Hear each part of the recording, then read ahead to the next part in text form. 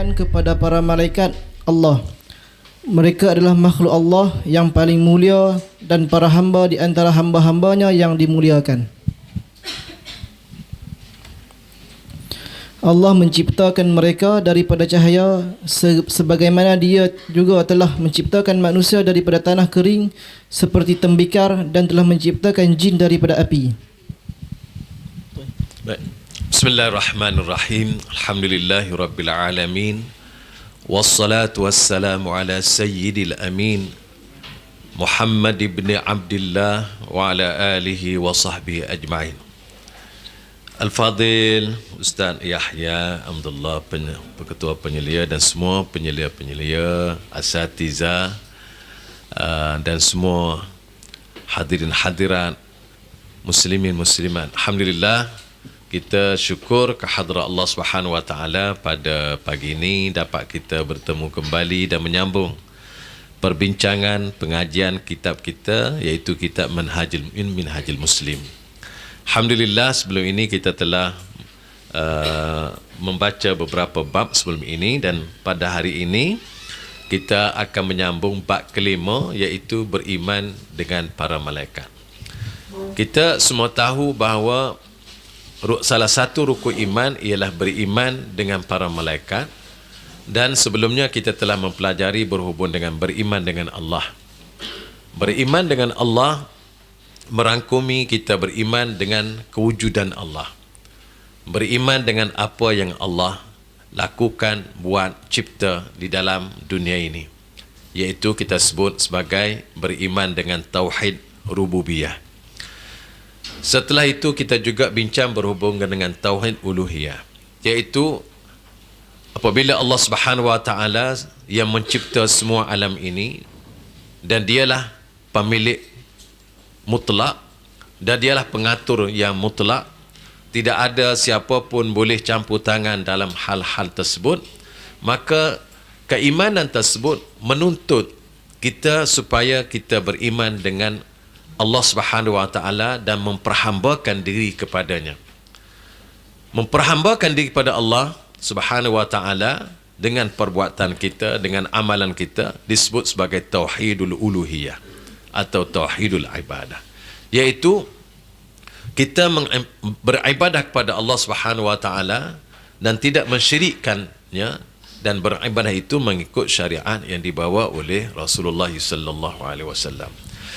Selanjutnya kita telah mempelajari tauhidul asma'i was sifat. Allah Subhanahu wa taala yang maha segala-gala mahanya tadi, yang mencipta segala ciptaannya, yang kita sembah dengan seikhlas hati dengan cara yang telah dibawa oleh Rasulullah sallallahu alaihi wasallam, mempunyai nama-nama yang agung, sifat-sifat yang mulia. Nama-nama yang Allah miliki sangat banyak dan tidak terbatas. Cuma maklumat kita terbatas. Dan sifat Allah Subhanahu wa taala sangat sempurna dan tidak ada batasan yang boleh kita batasi. Namun di dalam Al-Quran disebut secara jelas yang kita telah pelajari, sifat Allah itu terbagi kepada dua, iaitu sifat zat dan sifat fa'il. Sifat zat ialah sifat yang tidak berpisah dengan Allah, seperti sifat yadun, ainun, wajuhun dan sebagainya. Itu sifat zat, zat Allah.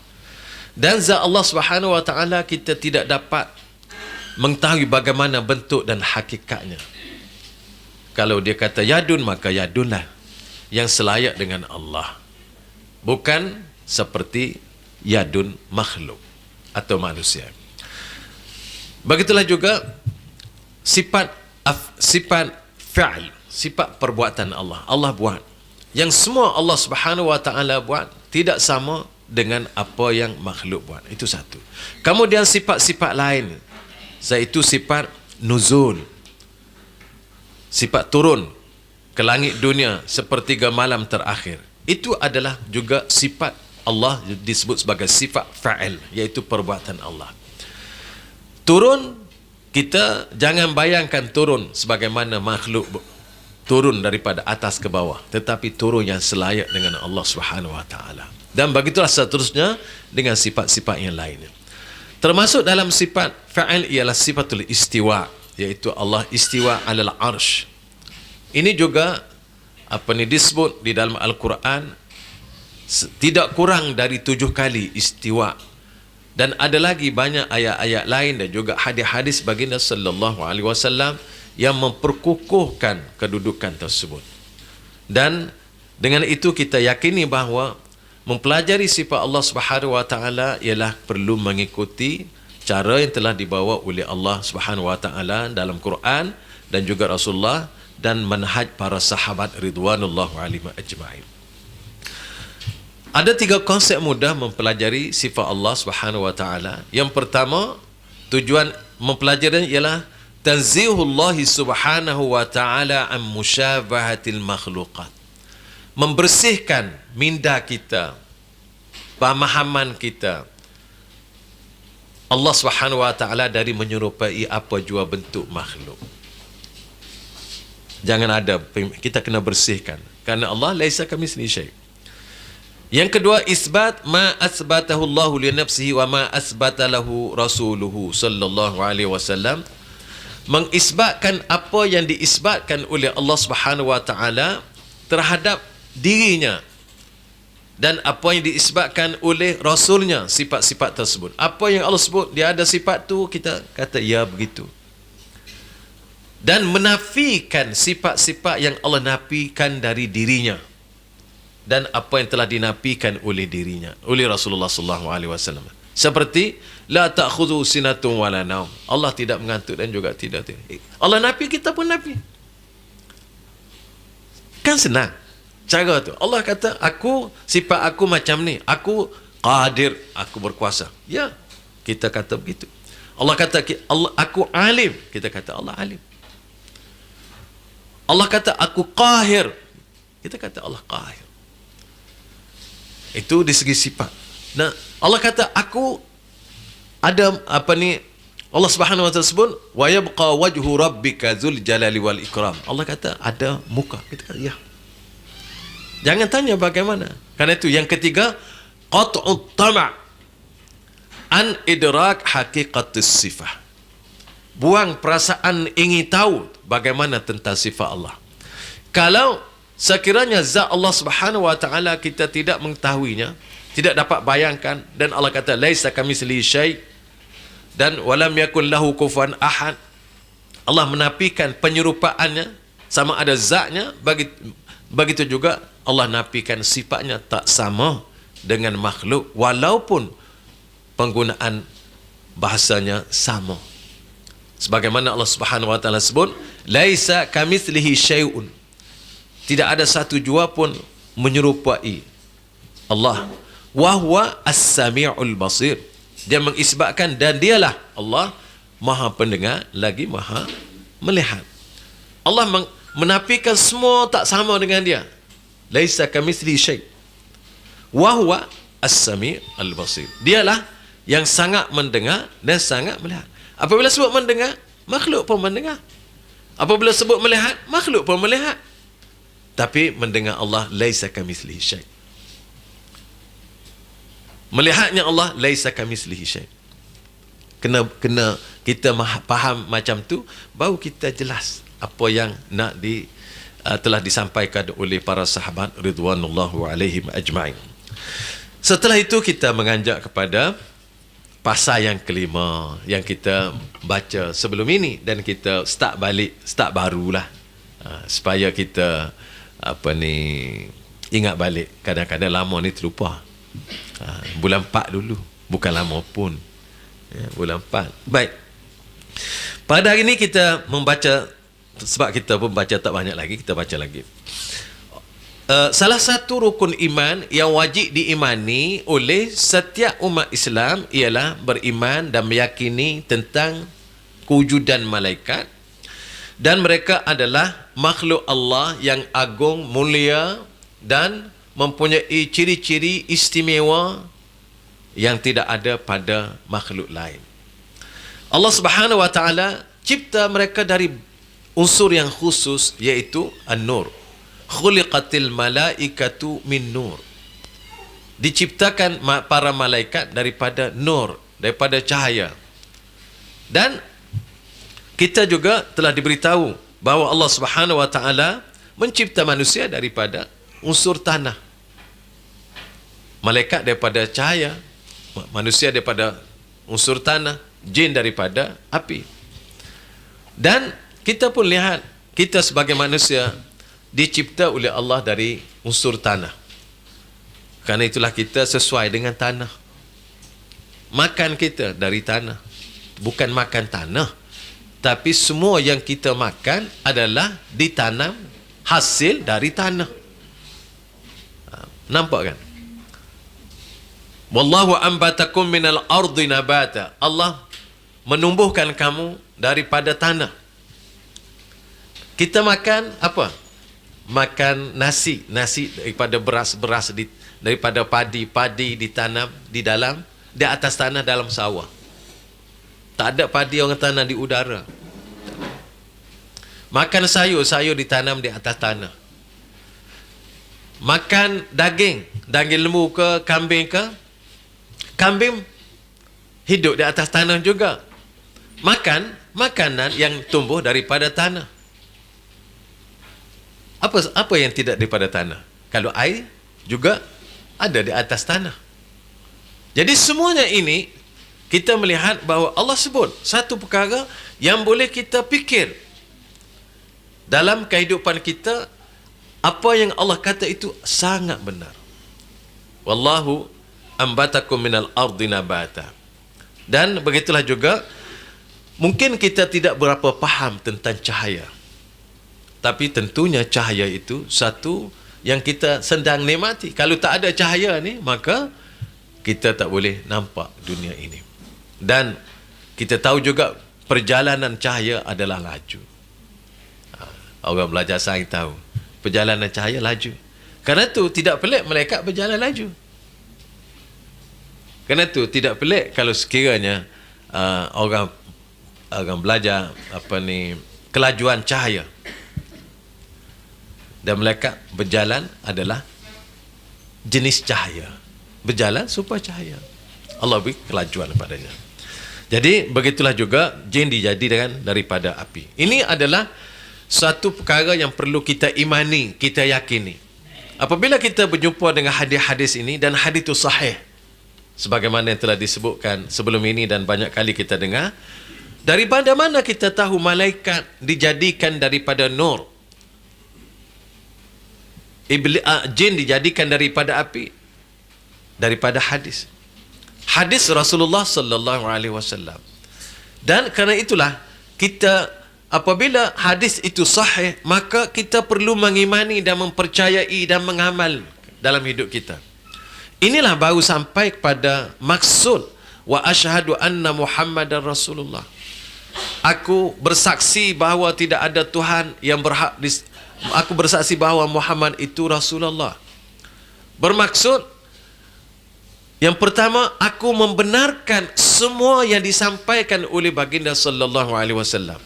Walaupun kita tak tahu asal bagaimana kaedah api itu manusia jin dijadikan, malaikat dijadikan. Walaupun kita tidak tahu bagaimana. Tetapi setelah hadis itu sahih, hadis itu benar, maka kita membenarkan dan kita mempercayai. Kerana bukan semua yang kita tahu puncanya. Bukan semua yang kita tahu tu kita tahu puncanya, asasnya. Begitulah juga dengan para malaikat. Kita tak tahu punca bagaimana malaikat itu terjadi, kecuali kita mendengar daripada Rasulullah sallallahu alaihi wasallam tentang kejadian mereka. Hal yang sama berhubung dengan jin. Sama juga. Dan begitu juga kita, manusia. Kita mungkin tidak faham bagaimana manusia diciptakan kalau tidak ada ayat Al-Quran dan juga hadis Rasulullah sallallahu alaihi wasallam. Karena itu fikrah yang pertama ini mengajak kita supaya kita beriman dengan malaikat Allah Subhanahu wa taala, kewujudannya. Asasnya, dasarnya, konsepnya ialah dasar daripada kitabullah dan sunnah Rasul. Itu konsepnya. Allah telah membebankan kepada para malaikat dengan tugas-tugas dan mereka melaksanakan tugas-tugas tersebut. Sebahagian daripada mereka ada yang bertugas menjaga para hambanya, mencatat segala amal hambanya, menjaga syurga dengan pelbagai kenikmatannya, menjaga neraka dengan pelbagai seksanya, dan ada juga yang tugasnya bertasbih siang dan malam tanpa berhenti. Allah Subhanahu wa taala mencipta para malaikat dan dibahagi-bahagikan tugas masing-masing. Kalau kita tengok malaikat yang begitu ramai tidak membuat tugas yang sama. Samalah seperti kita lihat manusia ramai di dunia ini tidak buat kerja yang sama. Ada orang tu buat kerja tu, orang ni buat kerja ni supaya lengkap hidup. Maka begitulah juga Allah Subhanahu wa taala dalam paragraf ini menyatakan para malaikat diberi tugas yang berbeza-beza. Ada yang ditugaskan untuk menjaga hambanya manusia dan menjaga makhluk lain, menjaga bumi, menjaga bukit. Ada yang ditugaskan untuk menjaga neraka. Ada yang ditugaskan untuk menjaga syurga. Macam-macam seperti kita di dunia ini. Kita ramai di dunia tapi tugas tak sama. Tapi maksudnya manusia itu sama, tapi tugas berbeza-beza. Dan semuanya tugas tadi dilaksanakan oleh para malaikat dengan penuh taat dan kesetiaan yang sangat tinggi. Sehingga disebut oleh Allah Subhanahu wa taala para malaikat itu la ya'suna Allah ma amarahum wa yaf'aluna ma yu'marun. La ya'suna Allah. Mereka tidak derhaka. Tidak melakukan maksiat ni maksudnya tidak menyimpang daripada apa yang disuruh, melaksanakan tugas yang diperintahkan dengan sebenar-benarnya, dengan sebaik-baiknya. La ya'sunallah wa yaf'alun ma yu'marun. Dan mereka mengerjakan atau melakukan apa yang disuruh. Jadi apa sahaja yang disuruh oleh Allah, para malaikat melaksanakannya. Kerana itu kalau kita dapat meniru malaikat, bagus. Tak derhaka pada Allah, buat apa yang Allah suruh. Itulah sebaik-baik orang. Karena itulah malaikat adalah yang terbaik. Contoh yang terbaik. Dan antara contoh-contoh yang kita boleh buat panduan dalam hidup kita, malaikat ini la ya'sunallah. Mereka tidak derhaka terhadap Allah. Kalau kita tengok bahasa Arab, tuan-tuan, la ya'sun fa'lun mudhari'. Fa'lun mudhari' lil hal wal istiqbal, untuk hari sekarang dan akan datang. Maknanya malaikat ni bukan dulu. Bicara ni maksudnya dulu memang tak buat dah, sekarang pun tak buat, salah. Sedang berjalan, tidak. Fa'il mudhari' sedang berjalan. La ya'sun, mata al-an, tak maksiat, dan sampai akan datang. La ya'sun. Kemudian wa yaf'alun ma yu'marun, dan senantiasa melakukan apa yang dititahkan atau apa yang diperintahkan atau apa yang disuruhkan oleh Allah. Allah bawa dalam sirah fa'lun mudhari' untuk memperlihatkan kepada kita untuk masa sekarang dan akan datang, litajaddud wal istiqbal. Kerana tu gunalah sedikit peluang kita belajar bahasa Arab. Walaupun tak banyak tak apa. Kita kadang-kadang kita belajar bahasa Arab, belajar nahwu, belajar sorah, semua belajar kita ni kan. Tapi bila nak guna ni? Nak guna bahasa Arab, nahwu sorah kita tu bila nak guna? Kadang-kadang kita nak guna di mana? Kita pun rasa tak tahu juga. Kerana tu kena belajar bagaimana berinteraksi dengan nahwu dan sorah dalam pembacaan, dalam pemahaman. Dia lain. Apabila kita faham bahasa Arab, kita boleh memahami nahwu sorah. Dia lain rasa. Sebab saya buat contoh. Saya buat contoh dan kita boleh memahami dengan baik. Apabila Allah Subhanahu wa taala sebut dengan fi'il madhi, kita belajar fi'il madhi ni fi'il yang telah lalu, fi'il yang telah berlaku. Kenapa Allah Subhanahu wa taala sebut benda-benda yang berlaku seperti allazina amanu wa amilus salihat? Allazina isim mausul. Amanu, fa'il mudhari. Fa'il madhi, afwan. Amanu fa'ilun madhi. Makna wa amilus salihat, dan orang yang telah melakukan amal salih. Madhi lagi. Lahum jannat. Untuk mereka ganjaran surga. Allah memberi surga kepada orang yang telah melakukan kerja baik. Bukan akan datang, tak, yang dulu. Allah beri ganjaran kepada orang yang telah buat kerja. Bukan kepada orang yang tak buat kerja. Tengok. Kemudian, apabila kita baca terjemahan, tak apa, saya rasa terjemahan itu okey, boleh tukar. Tapi kalau kita nak memahami lebih baik, allazina amanu wa amilus salihat. Sesungguhnya orang-orang yang telah melaksanakan, orang yang telah beriman dengan betul-betul pada Allah dan telah melaksanakan tugasnya yang salih, amal salih dengan baik. Mana? Past tense. Yang dulu, yang telah lakukan, baru ada ganjaran. Tapi kalau kita baca terjemahan orang-orang yang beriman dan amal saleh, betul, bukan tak betul, tapi kita akan lebih terasa kenikmatan, kedalaman, kelazatan apabila kita tahu sikit dan kita guna.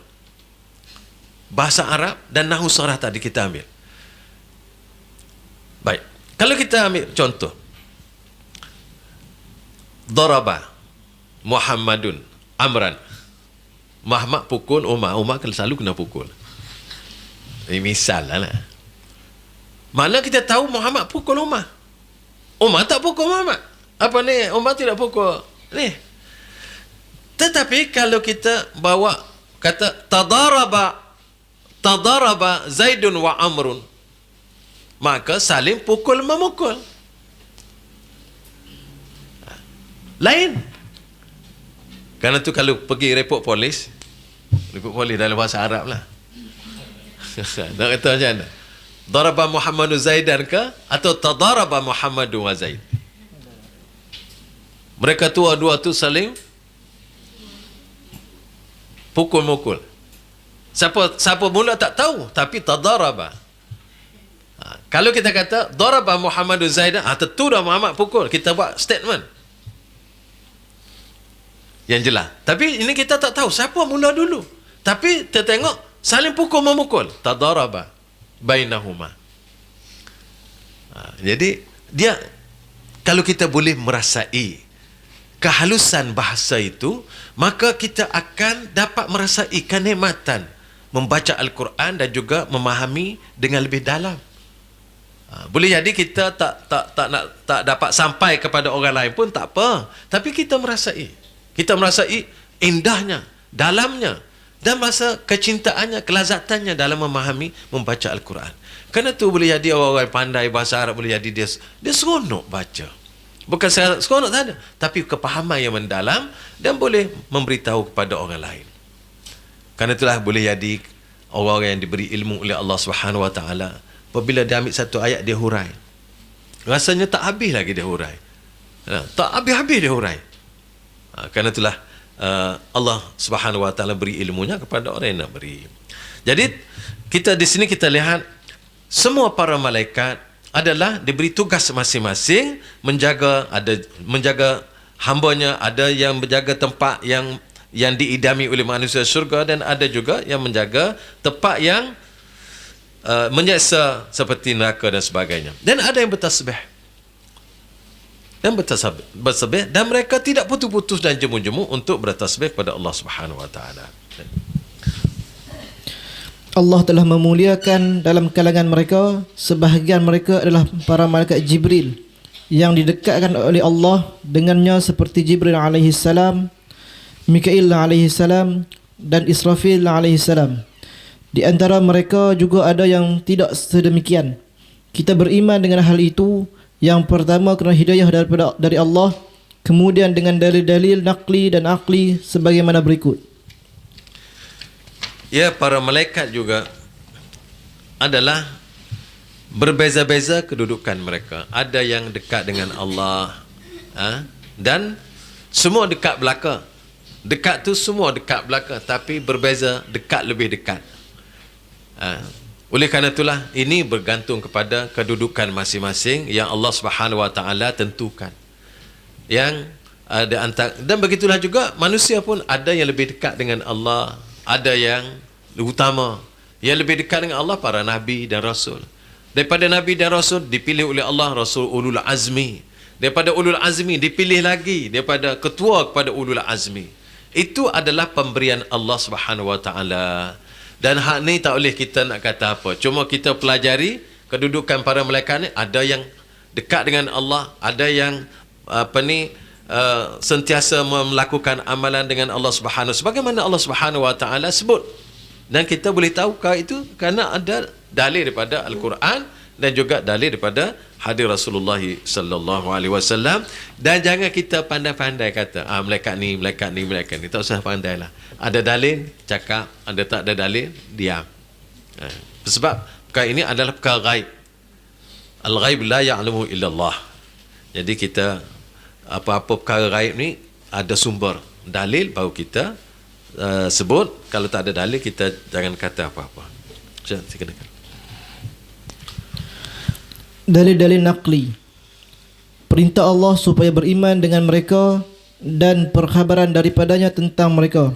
Allah berfirman, "Wa may yakfur billahi wa malaikatihi wa kutubihi wa rusulihi wal yawmil akhir faqad dhalla dhalalan ba'ida."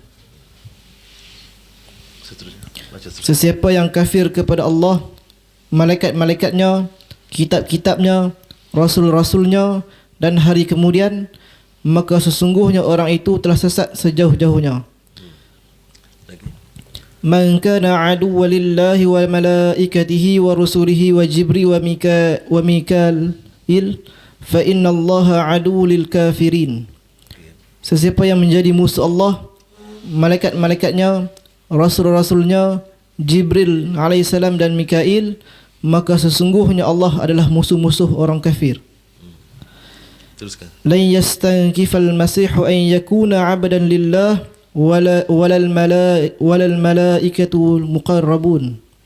Nabi Isa alaihissalam, Al-Masih, tidak sesekali enggan dan angkuh daripada menjadi hamba bagi Allah. Demikian juga sikap malaikat yang sentiasa berdamping dengan Allah. Wal malaku ala arjaiha wa yahmilu 'arsya rabbika fawqahum yawma idzin samaniyah. Dan pada hari itu 8 malaikat menjunjung arasy Tuhanmu di atas kepala mereka. Wa ma ja'alna ashaban nari illa malaikah. Dan tiada kami jadikan penjaga neraka itu melainkan para malaikat. Wal malaikatu yadkhuluna 'alaihim min kulli bab.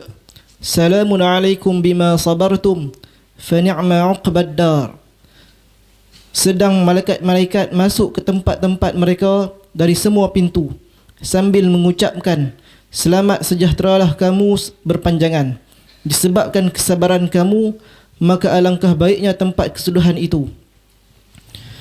Wa iz qala rabbuka lil malaikati inni ja'ilun fil ardi khalifah qalu ataj'alu fiha man yufsidu fiha wa yusfiku ad-dima'a wa nahnu nusabbihu bihamdika wa nuqaddisu lak qala inni a'lamu ma la ta'lamun. Ingatlah ketika Tuhanmu berfirman kepada para malaikat, sesungguhnya aku hendak menjadikan seorang khalifah di muka bumi. Mereka berkata, mengapa engkau hendak menjadikan khalifah di bumi itu orang yang akan membuat kerosakan padanya dan menumpahkan darah, padahal kami senantiasa bertasbih dengan memuji engkau dan menyucikan engkau. Tuhan berfirman, sesungguhnya aku mengetahui apa yang tidak kamu ketahui.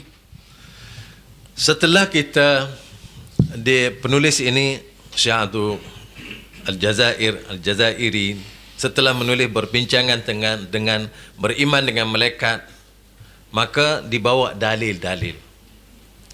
Ini cara dia menulis. Ini manhaj. Saya nak kongsi dengan tuan-tuan, manhaj. Kita boleh melihat adakah bagaimana seseorang itu menulis sesuatu perkara. Dan apabila seorang itu menulis satu perkara, dia tulis dengan manhaj. Walaupun dia tak cakap ini manhaj saya, kita boleh perhati daripada cara dia menulis. Apabila seseorang itu menulis, sesuatu perkara seperti yang kita bincang ini, beriman dengan malaikat, maka untuk membuktikan apa yang disebut malaikat itu, sebagaimana sebahagian wajib beriman dengan para malaikat, malaikat itu adalah dijadikan daripada nur, malaikat itu mempunyai tugas dan tanggungjawab dan sebagainya, maka perlu dia membawa dalil. Kalau kita bercakap tak ada dalil, kita tidak ada satu kekuatan di dalam penyampaian kita, di dalam maklumat yang kita nak sampai. Kita, orang kata semua orang boleh cakap, tapi alasannya. Jadi di sini dia bawa dalil-dalil daripada Al-Quranul Karim. Dan dibawa daripada Al-Quranul Karim yang berkaitan dengan para malaikat, yang berkaitan, dalil ini berkaitan dengannya. Di sini dia bawa berapa dalil? 1, 2, 3, 4, 5, 6, 7. 7 dalil daripada Al-Quranul Karim yang menyatakan bahawa betul-betul malaikat ini ada dan wajib kita mengimani dan mempercayai kewujudannya, dan begitulah juga kita wajib mengimani dan mempercayai tugas yang telah ditugaskan oleh Allah Subhanahu wa taala untuk mereka laksanakan di dalam kehidupan manusia ini. Jadi oleh kerana itu adalah menjadi kewajipan kita, yang kita sebagai orang Islam beriman dengan Allah Subhanahu wa taala, beriman dengan kewujudan malaikat yang diciptakan oleh Allah dan dengan tugas-tugas yang telah diatur oleh Allah Subhanahu wa taala. Karena itulah di sini banyak ayat Quran yang saya rasa tidak saya perlu jelaskan satu-satu, kerana kita telah baca dan kita telah tahu, dan maksudnya dia bawa dalil. Dalil biar kukuh. Dalil yang paling kukuh Al-Quran. Itu dia punya kaedah yang dia pakai. Dan apabila kita tengok, kalau kita tengok dalil yang ke ni, wal malaku ala arjaiha wa yahmilu arsya rabbika fawqahum yawma in thamani. Ini antara dalil. Dan pada hari itu 8 malaikat menjunjung arasy Allah di atas kepala mereka. Pada hari itu ialah pada hari kiamat. Allah Subhanahu wa taala menceritakan dalam ayat ini bahawa yang menanggung arasy Allah pada hari kiamat adalah 8 malaikat. Arasy Allah adalah makhluk yang terbesar. Tidak ada yang besar daripada itu.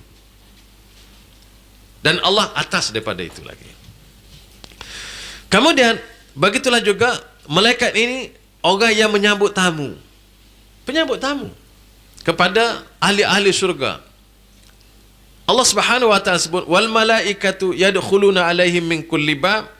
Malaikat-malaikat masuk ke tempat-tempat mereka dari semua pintu. Pintu syurga, pintu rumah mereka yang mereka tinggal. Syurga itu ibarat tempat tinggal yang kekal abadi, nyaman. Dan malaikat masuk dari pintu-pintu itu memberi salam. Salamun alaikum bima sabartum. Malaikat bercakap, memberi salam kepada penghuni syurga. Salamun alaikum. Rupa-rupanya ucapan salam ni bukan sahaja di dunia, akhirat pun ucapan yang sama. Tak adalah selamat pagi, good morning. Nah, orang Arab pun dia kata sabal khair. Nah, sabal khair, sabah al-ful. Duk makan, ingat makan ya. Full makan full. Sebenarnya kalau kita tengok Assalamualaikum, orang yang datang dengan seikhlas hati berjumpa dengan temannya atau jumpa dengan sesiapa, dia kenal ke tak kenal, Rasulullah anjurkan supaya memberi salam.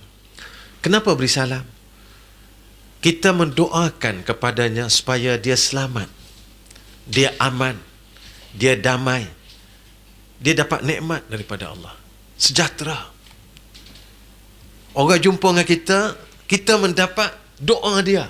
Doa dia bukan doa kepada siapa? Dia doa kepada Allah. Dia minta Allah Subhanahu wa taala memberi kesejahteraan, keamanan, keselesaan, kedamaian kepada kita. Assalamualaikum. Assalamualaikum. Kalau kita boleh memahami bahasa itu, maka kita rasa bahagia kita dapat salam. Orang mendoakan kita. Kerana itu kita kena mendoakan balik. Wa idza huyitum bi tahiyyatin fahayyu bi ahsana minha aw rudduha. Apabila orang telah mendoakan kamu dengan satu doa, maka doa balik kepada orang itu dengan sama, setara atau lebih baik. Orang telah buat baik kepada kita. Hari ni mungkin orang tak bagi duit pada kita. Tak ada apa-apa kan? Jumpa tak bagi duit. Tapi dia doa. Dan doa tu lebih daripada segala-gala. Doa minta dengan siapa? Minta dengan Allah. Ya Allah, tolong beri kesejahteraan kepadanya. Karena tu apabila kita beri salam, biar ikhlas. Ni jangan salah bebek. Bebek mana jadi budaya. Assalamualaikum. Assalamualaikum. Biar betul-betul ikhlas. Assalamualaikum. Nah, betul.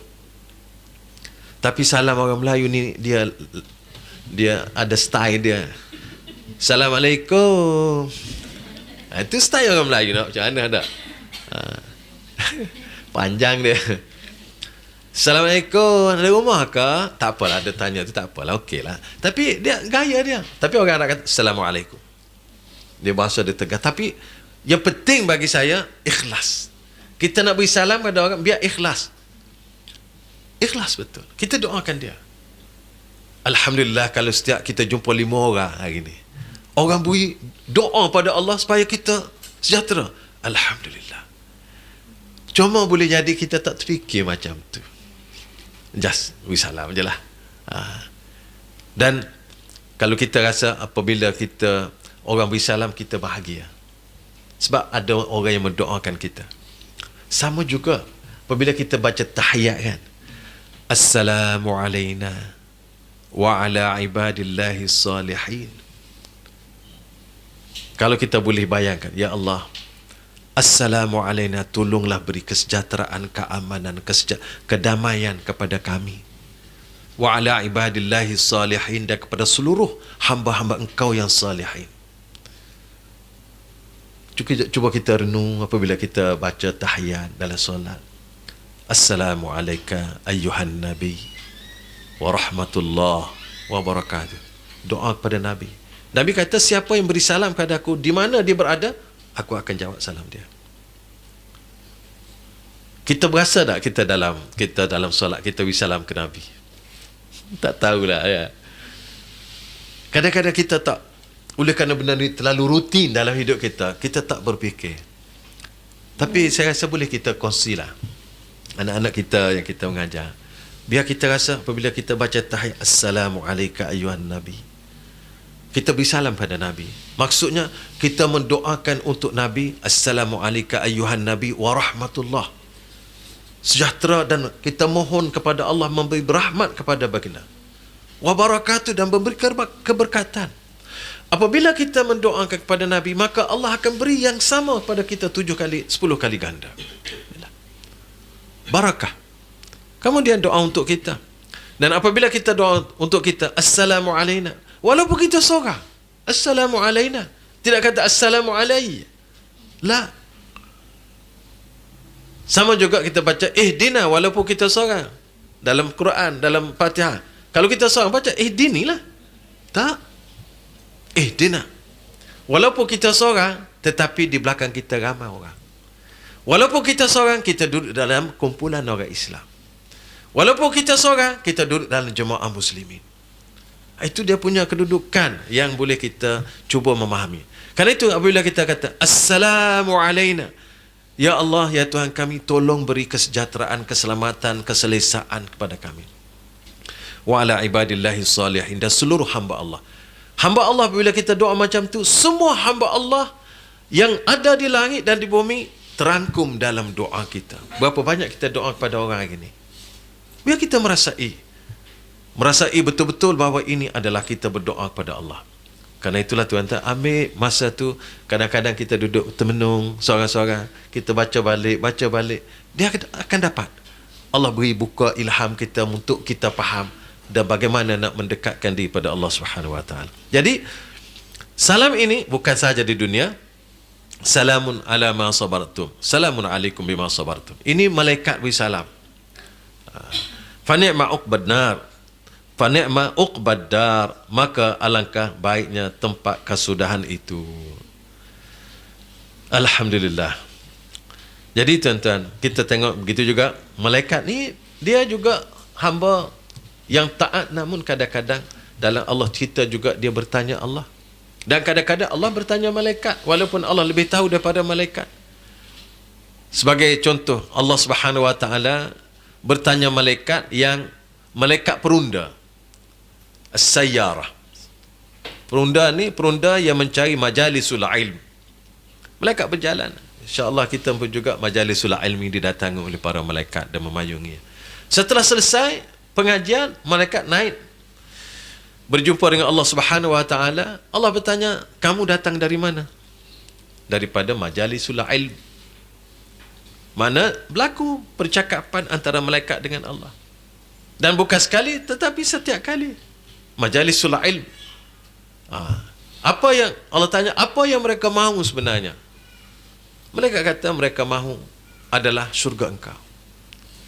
Allah bertanya lagi, adakah, dan Allah lebih tahu daripada malaikat, tapi Allah tanya, adakah mereka telah melihat syurgaku? Mereka kata belum. Allah tanya, andai kata mereka melihat syurgaku, bagaimana? Bagaimana mereka apabila melihat syurgaku? Mereka kata, mereka tidak akan tidur. Kenapa? Untuk mengejar surgamu. Kita dengar kabar dah tapi tidur nyenyak juga. Alhamdulillah. Kemudian Allah tanya lagi, apa yang mereka tak mau? Mereka tidak mau takut pada nerakamu. Adakah mereka telah melihat nerakaku? Belum, kata malaikat. Andai kata mereka melihat nerakaku, bagaimana? Mereka tidak tidur.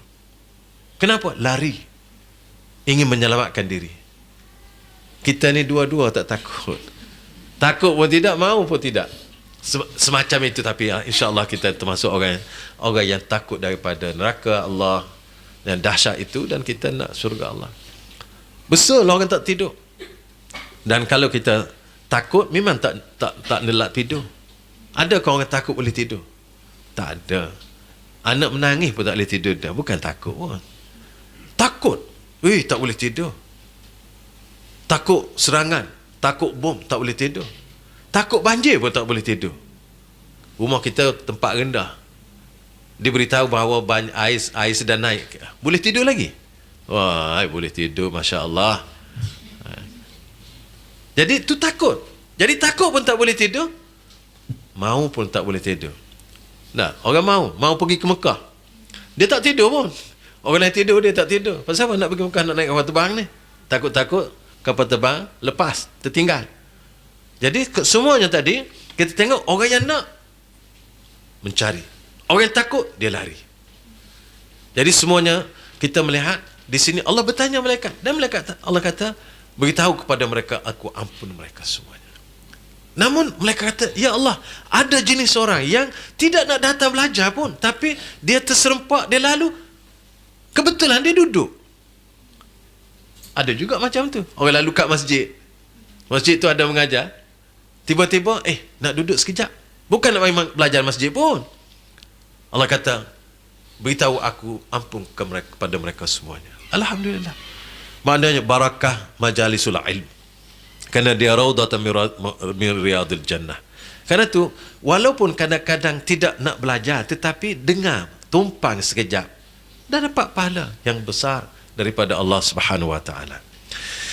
Tuan-tuan sekalian, itu dalil-dalil daripada Al-Quranul Karim, iaitu sumber yang utama di dalam agama kita. Yang kedua, insya-Allah. Yang kedua, perkhabaran daripada Rasulullah sallallahu alaihi wasallam tentang para malaikat dengan sabdanya dalam doa baginda ketika sedang melaksanakan salat malam. Allahumma rabbi Jibril wa Mikail. اللهم رب جبريل وميكائيل وإسرافيل فاطر السماوات والأرض عالم الغيب والشهادة أنت تحكم بين العبادك فيما كانوا فيه يختلفون اهدني لما اختلف فيه من الحق بإذنك إنك تهدي من تشاء إلى صراط مستقيم. Ya Allah, Tuhannya Jibril alaihi salam, Mikail, Israfil alaihi salam, yang menciptakan langit dan bumi, yang maha mengetahui perkara gaib dan yang nyata. Engkaulah yang berhak menghakimi hamba-hambamu ketika mereka berselisih. Tunjukkanlah kepadaku kebenaran yang diperselisihkan dengan izinmu. Sesungguhnya engkau pemberi petunjuk bagi orang yang engkau kehendaki kepada jalan yang lurus. At-tatis sama'u wa haqqa laha an ta'itta ma fiha mawdi'ul arba'i asabi'a illa wa alaihi malakun sajid. Langit telah mengeluarkan suara dan wajar ia bersuara. Tiada tempat 4 jari pun kecuali di dalamnya terdapat malaikat yang sedang sujud. Innal baital ma'mura yadkhuluhu kulli yawmin 70,000 malakin summa la ya'udun. Sesungguhnya Baitul Ma'mur, masjid langit di atas Kaabah, dalam setiap harinya dimasuki 70,000 malaikat, lalu mereka tidak kembali. Iza kana yawmal jumu'ati kana ala kulli babin min abwabil masajid malaikatun yaktubuna al-awwal fal-awwal fa iza jalasa al-imamu tawaw suhufa wa ja'u yastami'una zikra. Apabila telah masuk hari Jumaat, pada setiap pintu masjid terdapat malaikat yang mencatat orang pertama masuk masjid, kemudian orang berikutnya. Ketika imam telah duduk di atas mimbar, mereka menutup lembaran-lembaran catatannya, lalu mereka mendengarkan zikir, yakni khutbah. Yatamassalu li malakul ahyanan rajulan fayukallimuni fa'a'i ma yaqul. Kadang-kadang para malaikat yang datang kepadaku menjelma seperti seorang lelaki. Dia sedang berbicara kepadaku, lalu aku hafal apa yang dia katakan. Yata'aqabu fikum malaikatun bil lail wa malaikatun bin nahar. Para malaikat pada malam hari dan malaikat pada siang hari saling bergantian datang kepadaku.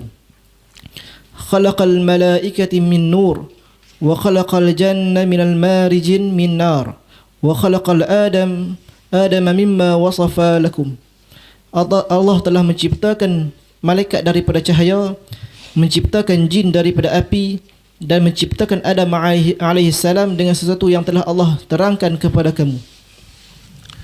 Setelah beliau menulis dan membawa dalil-dalil daripada Al-Quranul Karim, maka disusuli dengan hadis-hadis Rasulullah sallallahu alaihi wasallam. Ini cara penyusunan. Kadang-kadang kalau kita nak bercakap, kita kadang-kadang sebut hadis dulu baru ayat Quran. Itu tak selaras lah tu. Boleh bukan tak boleh, bukan salah tak salah, tapi di segi susunan.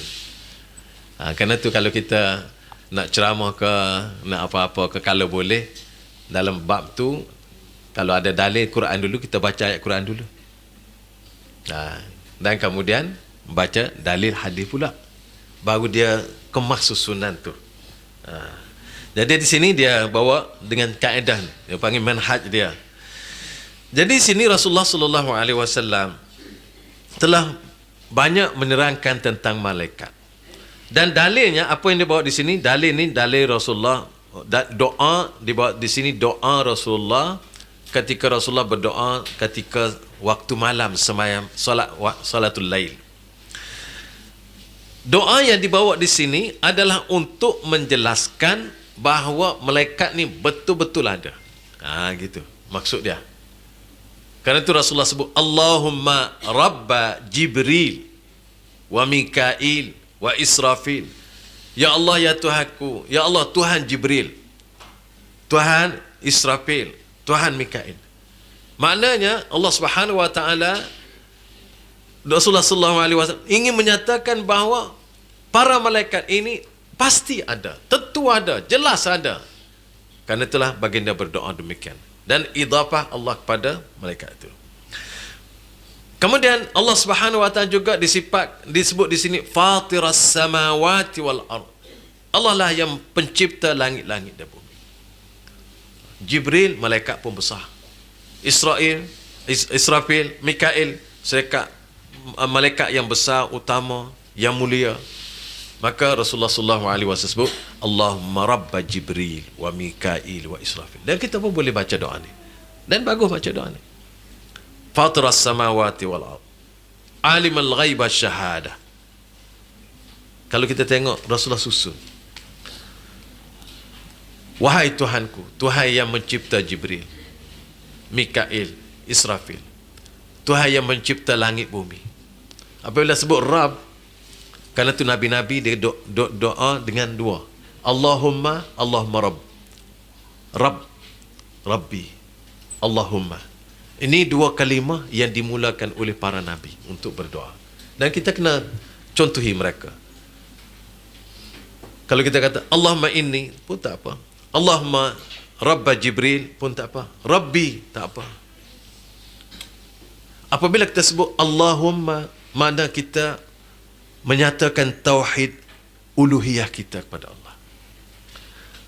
Rabbi, kita menyatakan tauhid rububiyah, pengakuan kita kepada Allah. Jadi Allah mencipta, dia pemilik, dia pengatur, penyusun. Maka sini Rasulullah sallallahu alaihi wasallam sebut belakang. Kamu dia alimul ghaib. Allah mengetahui semua yang ghaib wasyahadah yang nyata. Adakah Allah bagi Allah ada yang ghaib, ada yang nyata? Tak ada. Allah serupa dia. Kita ni ada yang ghaib, ada yang nyata. Maksudnya, ya Allah, Tuhan yang mengetahui perkara yang ghaib aku tak tahu. Allah yang mengetahui perkara yang jelas yang aku nampak. Bukan makna Allah tahu yang ghaib, tahu yang jelas. Bagi Allah tak ada ghaib. Kita yang ghaib. Ya Allah, ya Tuhan kami, yang Engkau mengetahui perkara yang ghaib kepadaku, perkara yang aku tak nampak. Ya Allah, ya Tuhanku, Engkau Tuhan yang mengetahui apa yang aku tahu. Tengok, kita kenapa Rasulullah sebut ghaib dulu baru nyata? Banyak sebab. Antaranya, yang ghaib ni kita tak tahu, kita tak nampak. Yang kita tak tahu, tak nampak ni lebih banyak daripada kita tahu yang nampak. Yang ghaib boleh jadi bahaya, kita tidak dapat selamatkan diri kita. Yang nyata boleh kita tengok, boleh jadi kadang-kadang tengok pun tak boleh nak elak juga. Beza yang ghaib. Yang ghaib merangkumi ghaib dunia dan ghaib akhirat. Yang nyata hanyalah kita tengok sikit saja. Kerana itulah, oleh kerana ghaib itu luas, besar, banyak, didahulukan. Yang nyata sikit pada kita, maka dikemudiankan. Biar kita merasai benda-benda itu. Baru kita nampak, oh, maka Rasulullah telah meletakkan yang ghaib itu lebih besar. Allahumma fatiras samawati wal ard. Rasulullah fatiras samawat, buat langit, wal ard, bumi. Langit banyak, besar lagi pada bumi. Langit ada 7, bumi pun ada 7. Sama-sama kita tak tahu macam mana 7 lapis itu. Wallahu a'lam. Tapi Allah kata 7. Bumi pun 7. Kemudian kita sebut yang jauh dulu, yang tinggi, iaitu langit tinggi daripada kita. Atas lagi, tidak dapat dicapai. Bumi sedang kita berada di atasnya. Itu cara yang Rasulullah sallallahu alaihi wasallam atur. Kemudian disebut lagi, anta tahkum baina ibadika bima kanu fihi yakhtalifun. Engkaulah ya Allah menentukan perselisihan, boleh menghukumkan, menentukan apa yang mereka selisih dalam hidup ini. Ihdini limakhtulifa fihi. Baru minta. Sebut dulu puji Allah, mengagungkan Allah, dan memberitahu bahawa Allah sahaja yang boleh menyelesaikan masalah. Akhir, ihdini limakhtulifa fihi minal haq biiznik.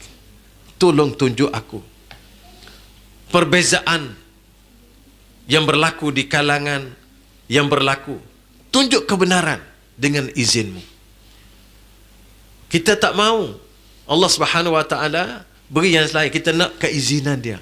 Kita tahu dengan izinnya. Kalau tanpa izin Allah, kita tak tahu apa-apa. ihdini limakhtulifa fihi minal haq biiznik. Kerana itu setiap kalimah tu dia mempunyai maksud yang tersendiri. Tolong ya Allah, tolong tunjuk aku. Maknanya kita dalam lemas. Orang berkecamuk di depan. Berbeza pendapat yang amat sangat. Macam mana kita nak buat? Kita seorang yang lemah. Tak mampu nak beritahu mereka. Ihdini limakhtulifa fihi minal haq biiznik. Ni nanti ada doa-doa nak memilih. Memilih apa-apalah. Nak milih. Kita tak tahu nak pilih hak mana. Banyak sangat duduk depan. Betul Ustaz? Ataupun ada 2 pendapat, 3 pendapat. Yang mana satu ni yang benar? Kita rasa elok belaka. Kita rasa ya belaka. Dini ya Allah limakhtulifa fihi minal haq biizni. Kita nak yang benar. Yang benar Allah sahaja yang tahu. Biiznik, dengan izin kau aku dapat tahu. Hebat tu. Hebat. Doa ni sangat hebat. Kalau kita boleh faham. Tapi kalau kita tak faham, kita baca juga alhamdulillah. Tapi baca dengan tak merasai. Tak merasai tu kan seperti apa? Seperti orang orang tua dulu. Dia kata seperti orang makan tebu. Makan tebu yang makan yang air tebu mesin. Dia kata kenyang tapi tak sedap. Mungkin sekarang ni orang tak makan tebu dah kot. Orang makan tebu dia gigit dengan gigi. Tu yang sedap. Perah dengan gigi tu. Itu yang sedap. Habis sebatang, habis sebatang. Tu yang sedap. Kalau nak kenyang cepat makan hak ni. Minum air. Minum pergi orang jual air tebu, benih, minum terus. Tapi lazat tu lazat juga, tapi tidak selazat dengan makan tu. Baik. Innaka tahdi man tasha ila siratim mustaqim. Kita sebut innaka ya Allah, wahai Allah, engkau sedang memberi petunjuk kepada mereka yang engkau ingini, mahu kepada jalan yang betul. Tunjuk aku juga. Alhamdulillah. Maknanya kita betul-betul memohonkan Allah Subhanahu Wa Taala. Jadi dalilnya sini, dalil, jangan kita lupa dengan dalil dia. Dalilnya Rasulullah nak ceritakan malaikat ni benar-benar ada. Dalilnya adalah doa yang dibaca oleh Rasulullah sallallahu alaihi wasallam. Kemudian attatis sama wa haqqalaha an ta'itta. Langit telah mengeluarkan suara dan wajar dia bersuara. Langit ni bercakap juga. Rupa-rupa semua ada mulut. Tangan kaki kita ada mulut, boleh bercakap nanti. Cakap mulut dia lagu dah cakap mana? Allahu a'lam. Al-yawma nakhtimu ala afwahihim wa tukallimuna aydihim. Nah. Wa tukallimuna aydihim, kami beri tangan bercakap. Tangan lah ni tak cakap dia stop. Mulut bercakap. Besok hari akhirat tangan bercakap. Buat apa? Aku buat sekian-sekian. Mulut pada ketika itu rehat. Tak bercakap lah, hawa cakap lama dah. Nah. Mata semua cakap, telinga cakap. Wa yawma yuhsyaru a'da'ullah ila an-nari fahum yuzaun hatta iza ma ja'uha syahida alaihim sam'uhum wa absaruhum. Sehingga dia kata wa qalu li juludihim lima syahidtum alaina qalu antaqana Allahu allazi antaqa kulla syai. Jadi semua ni adalah bercakap. Semua bercakap, kulit kita bercakap, semua bercakap. Jadi akhirnya kenapa kamu bercakap menjadi saksi ke atas kami? Kamu juga kena sakit. Antaqana Allahu allazi antaqa kulla syai. Kemudian tidak ada tempat ma fiha mawdi' arba'i asabi' illa wa 'alaihi malakun sajid. Tidak ada tempat. Tiada tempat 4 jari pun di langit, tak ada ruang 4 jari di langit kecuali ada malaikat yang sujud. Ini 2 perkara di sini kita boleh dapat dalil. Yang pertama, dalil kewujudan para malaikat dan kita kena beriman dengan mereka, dan dalilnya para malaikat itu sangat ramai sehingga tidak ada ruang untuk 4 jari pun tidak ada malaikat yang sujud pada Allah Subhanahu Wa Taala. Kalau gitu kak, kita ni tak ramai sangat lah duduk atas dunia ni banding dengan malaikat. Banyak lagi tempat-tempat yang ruang ni tak. Kalau orang kata yang paling padat ni negeri mana? Negeri Jawa. Mengikut dulu-dulu lah padat. Tapi banyak lagi tempat boleh sujud. Langit tu empat jari pun tak ada ruang, kosong.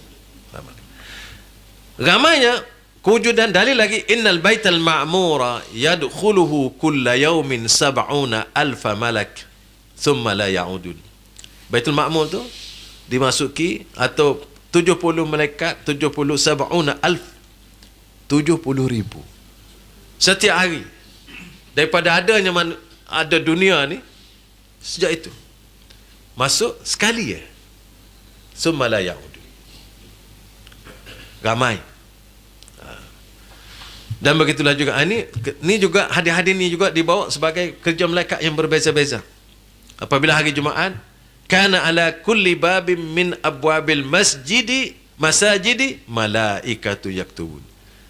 Tapi orang pun tak pernah nampak ni sebenarnya pergi masjid. Orang tu dia pergi lewat.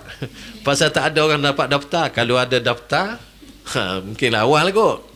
Tapi kita kena yakin lah, ada malaikat duk jaga situ, tulis.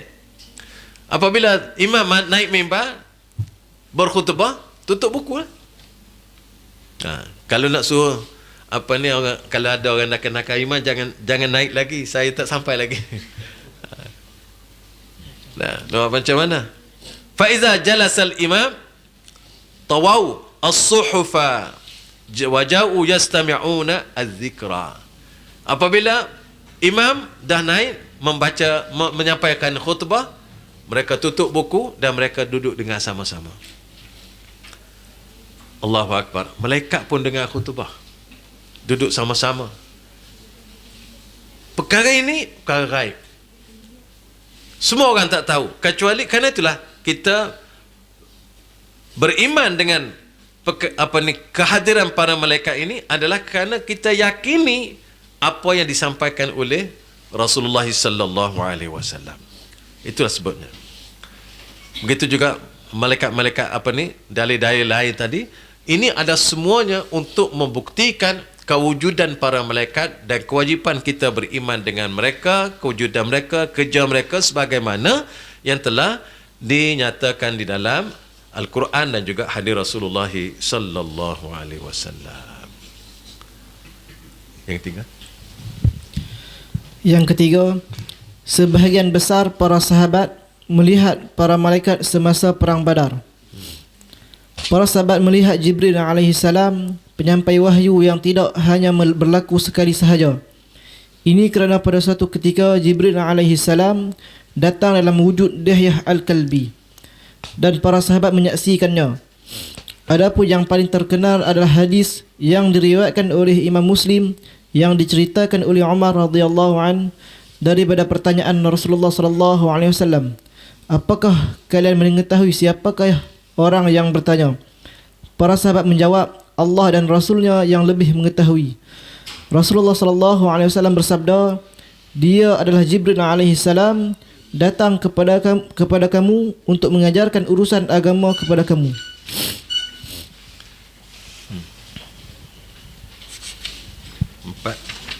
Okey, yang ketiga.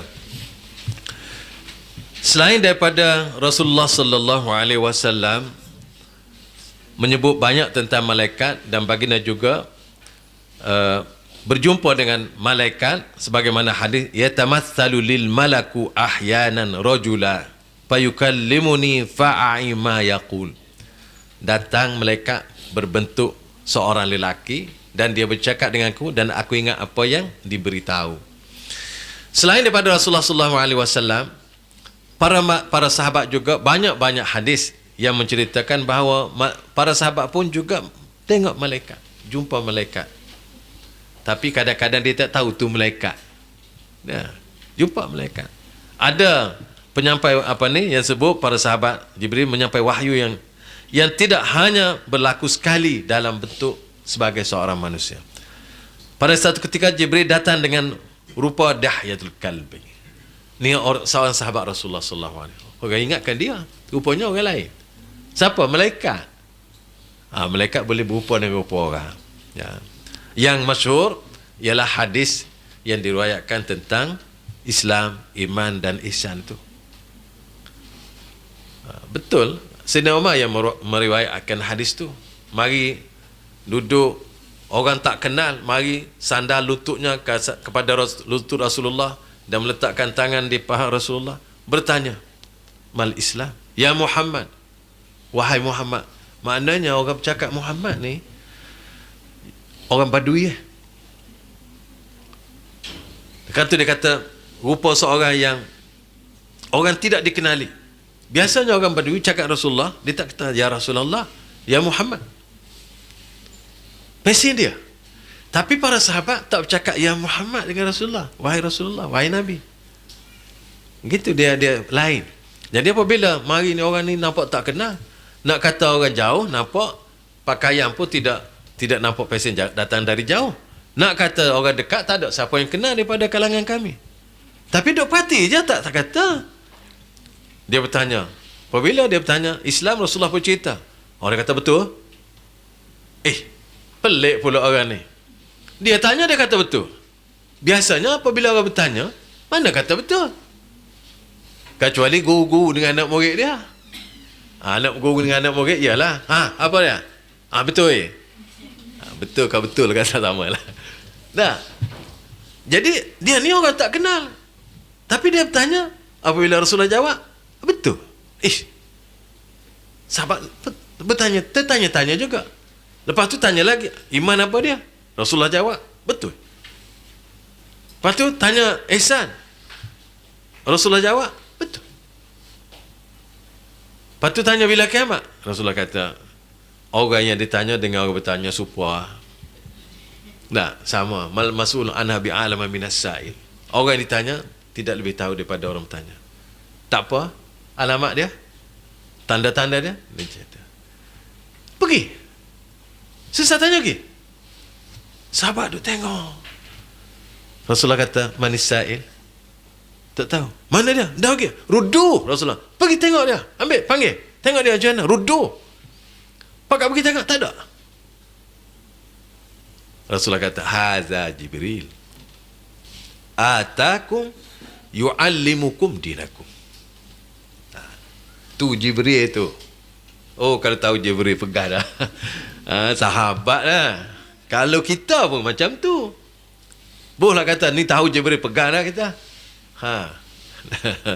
Tapi tak tahu. Haza Jibril. Itulah Jibril. Ini Jibril. Atakum. Datang kepada kamu. Bukan datang kepada aku. Kepada kamu semua. Yu'allimukum. Mengajar kamu. Dinakum akan agama kamu.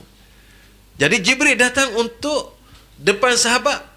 Nak mengajar para sahabat agama. Antaranya itulah hadis tu.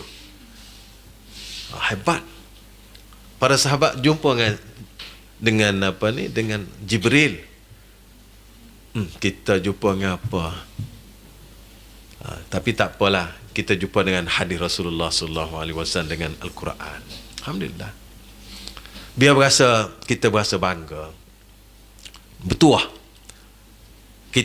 Supaya kita baca Quran. Kita rasa alhamdulillah, bertuahnya aku boleh baca hak Rasulullah baca. Rasulullah baca macam ni, macam itulah aku baca. Alhamdulillah. Alhamdulillah, walaupun aku tak sempat berjumpa dengan Rasulullah, tapi aku sempat baca, pelajari apa hak Rasulullah ajar. Alhamdulillah, walaupun aku tak dengar sendiri pada Rasulullah, tetapi aku dengar sebab apa yang diperdengarkan oleh Rasulullah sallallahu alaihi wasallam. Biar kita rasa begitu.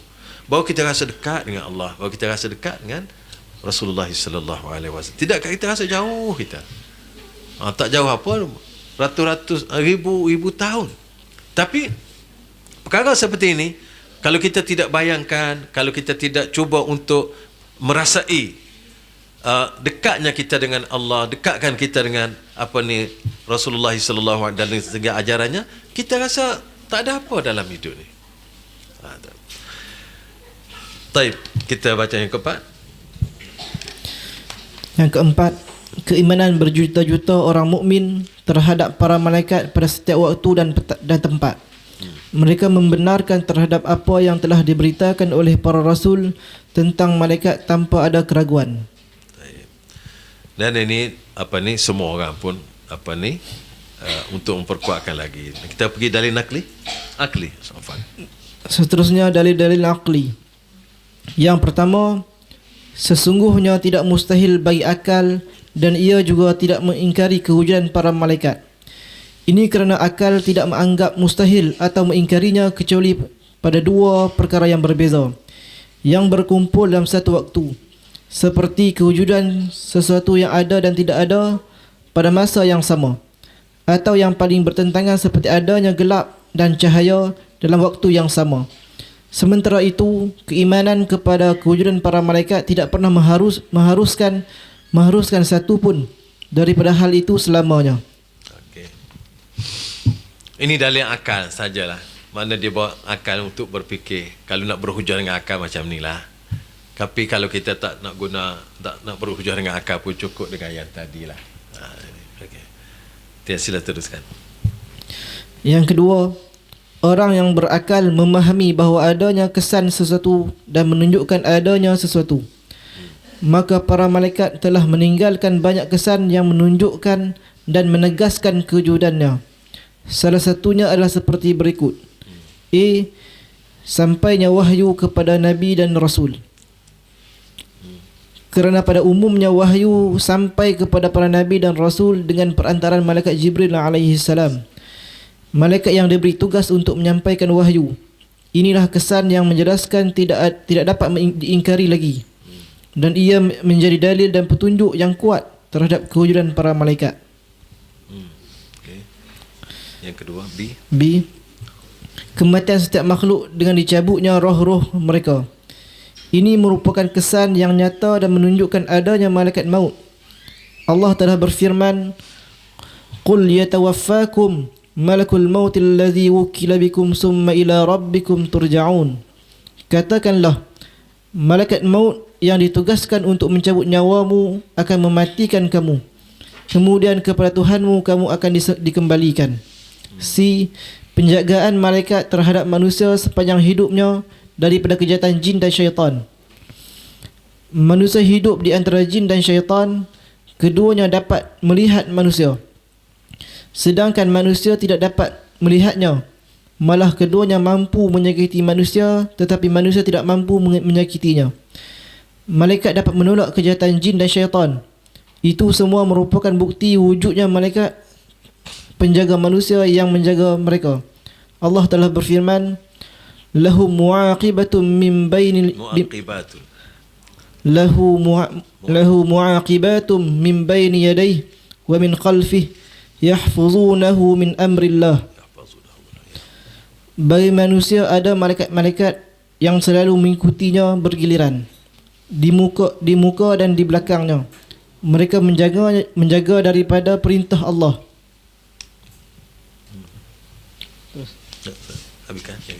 Yang ketiga, ketidakmampuan seseorang untuk melihat sesuatu kerana penglihatannya yang terbatas atau tidak adanya persiapan yang sempurna untuk melihat sesuatu itu tidak bererti menafikan kewujudannya. Di alam semesta ini terdapat banyak sekali benda kecil yang tidak dapat dilihat dengan mata kasar. Namun sekarang benda-benda kecil tersebut dapat dilihat dengan menggunakan alat pembesar atau mikroskop. Setelah dibawa dalil-dalil naqli, iaitu Quran dan hadis, maka Syekh Jabir telah membawa pula dalil akli. Dalil akli ini pakai akal, kebenasabahan. Akal ni dia kira yang menasabah.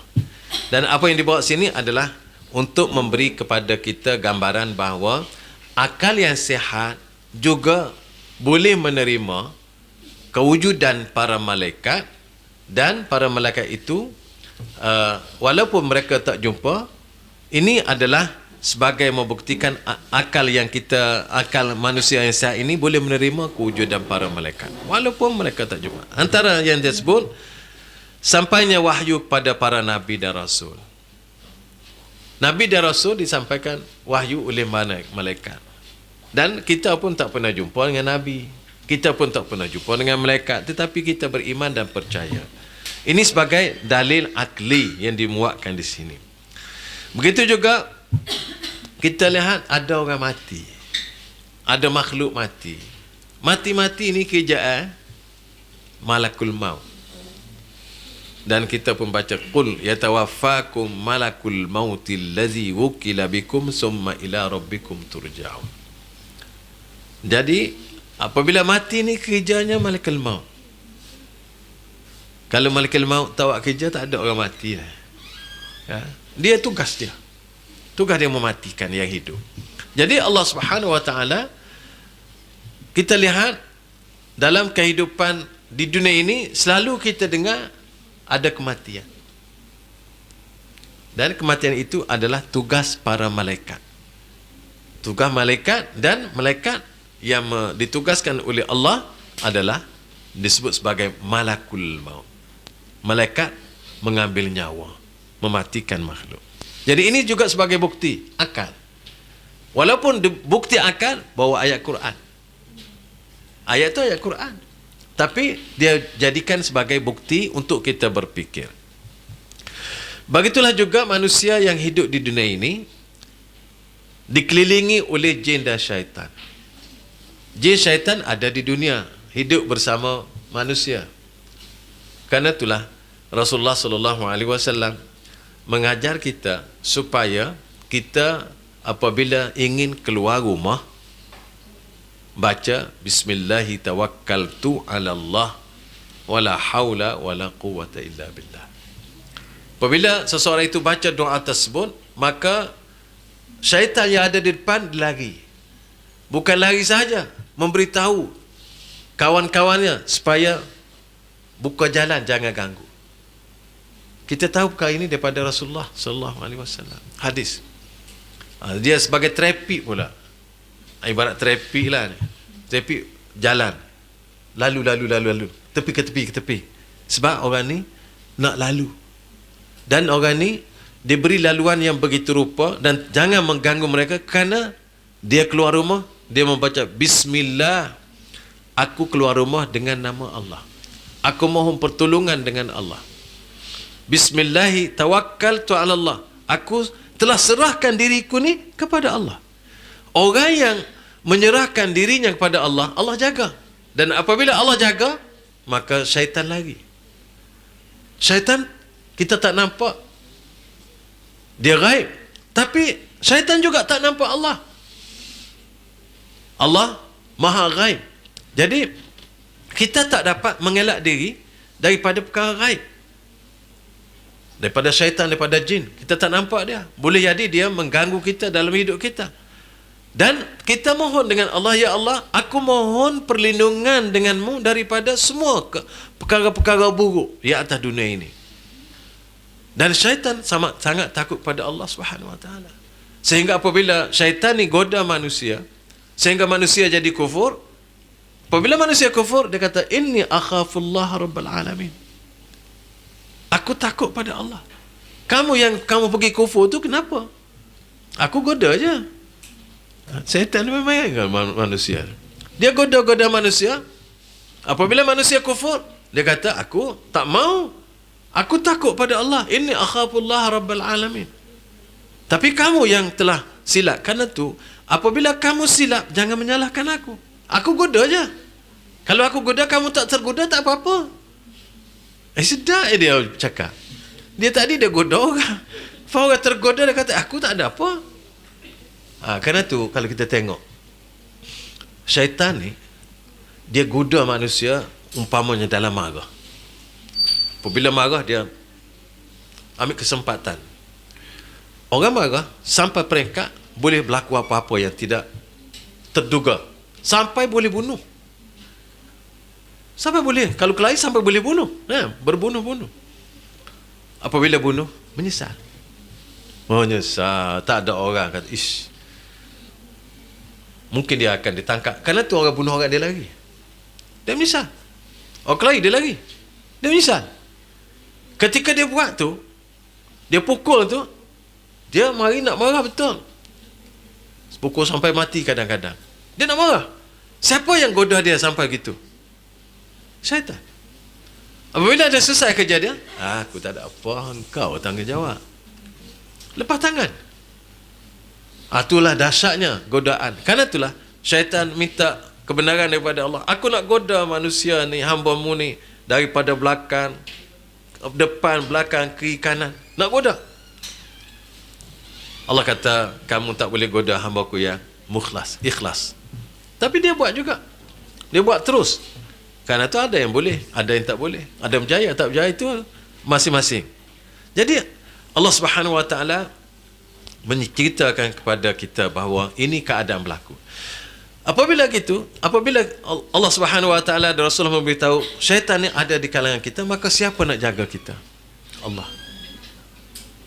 Kemudian Rasulullah sallallahu alaihi wasallam menyebut, apabila kamu singgah di mana-mana tempat, maka bacalah, mintalah dengan Allah, a'udzu bikalimatillahi tammat min syarri ma khalaq. Apabila seseorang itu berdoa dengan doa tersebut, minta dengan a'udzu bikalimatillahi tammat min syarri ma khalaq. Minta berlindung dengan Allah daripada semua perkara buruk. Rasulullah kata dia akan ketika berada di situ dia akan selamat sehinggalah dia meninggalkan tempat itu. Ini jaminan daripada Rasulullah sallallahu alaihi wasallam. Kemudian disebut lagi dalam Quran, lahu mu'aqibatun min baini yadayhi wa min khalfihi yahfazunahu min amrillah. Manusia dikawal oleh malaikat di depan dan di belakang. Allah perintah buat lagu tu.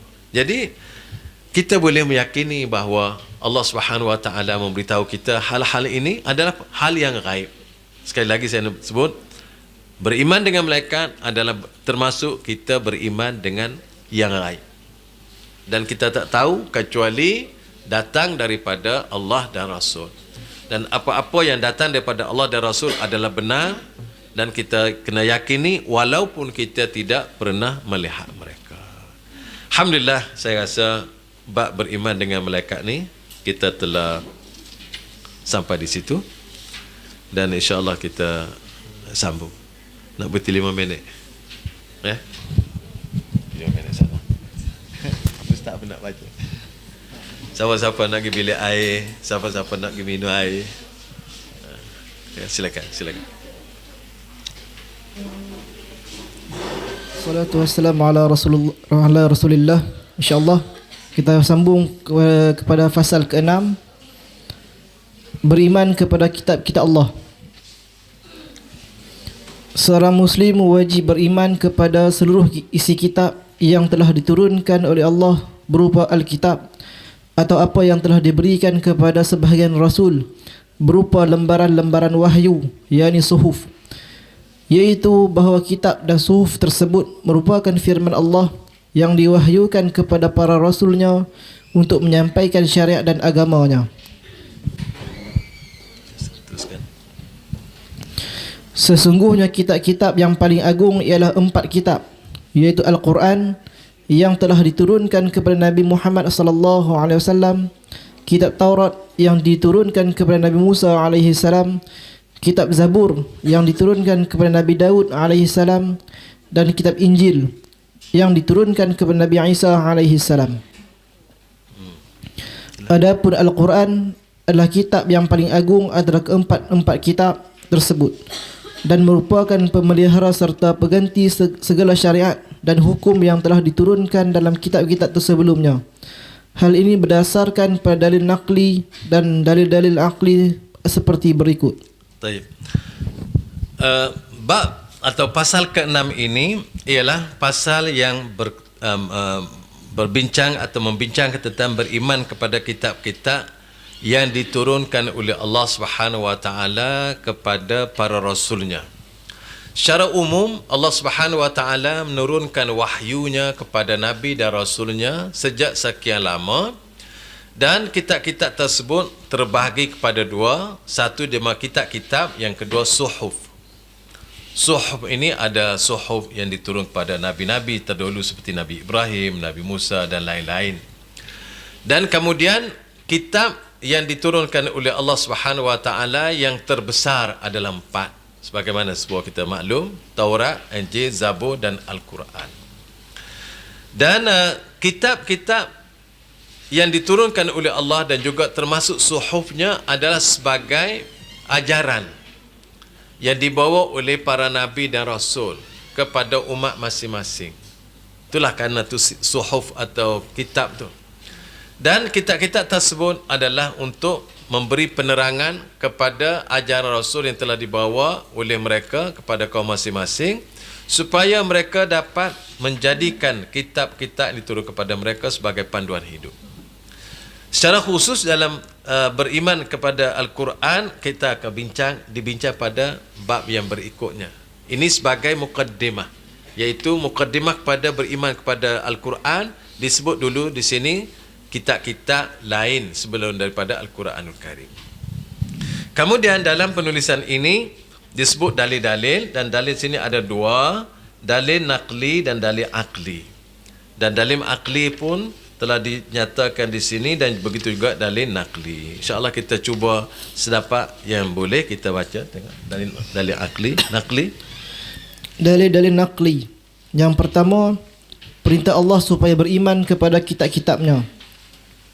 Seperti mana firman Allah, Ya ayyuhallazina amanu aminu billahi wa rasulih wal kitabil ladzi nazzala ala rasulih wal kitabil ladzi anzala min qabl.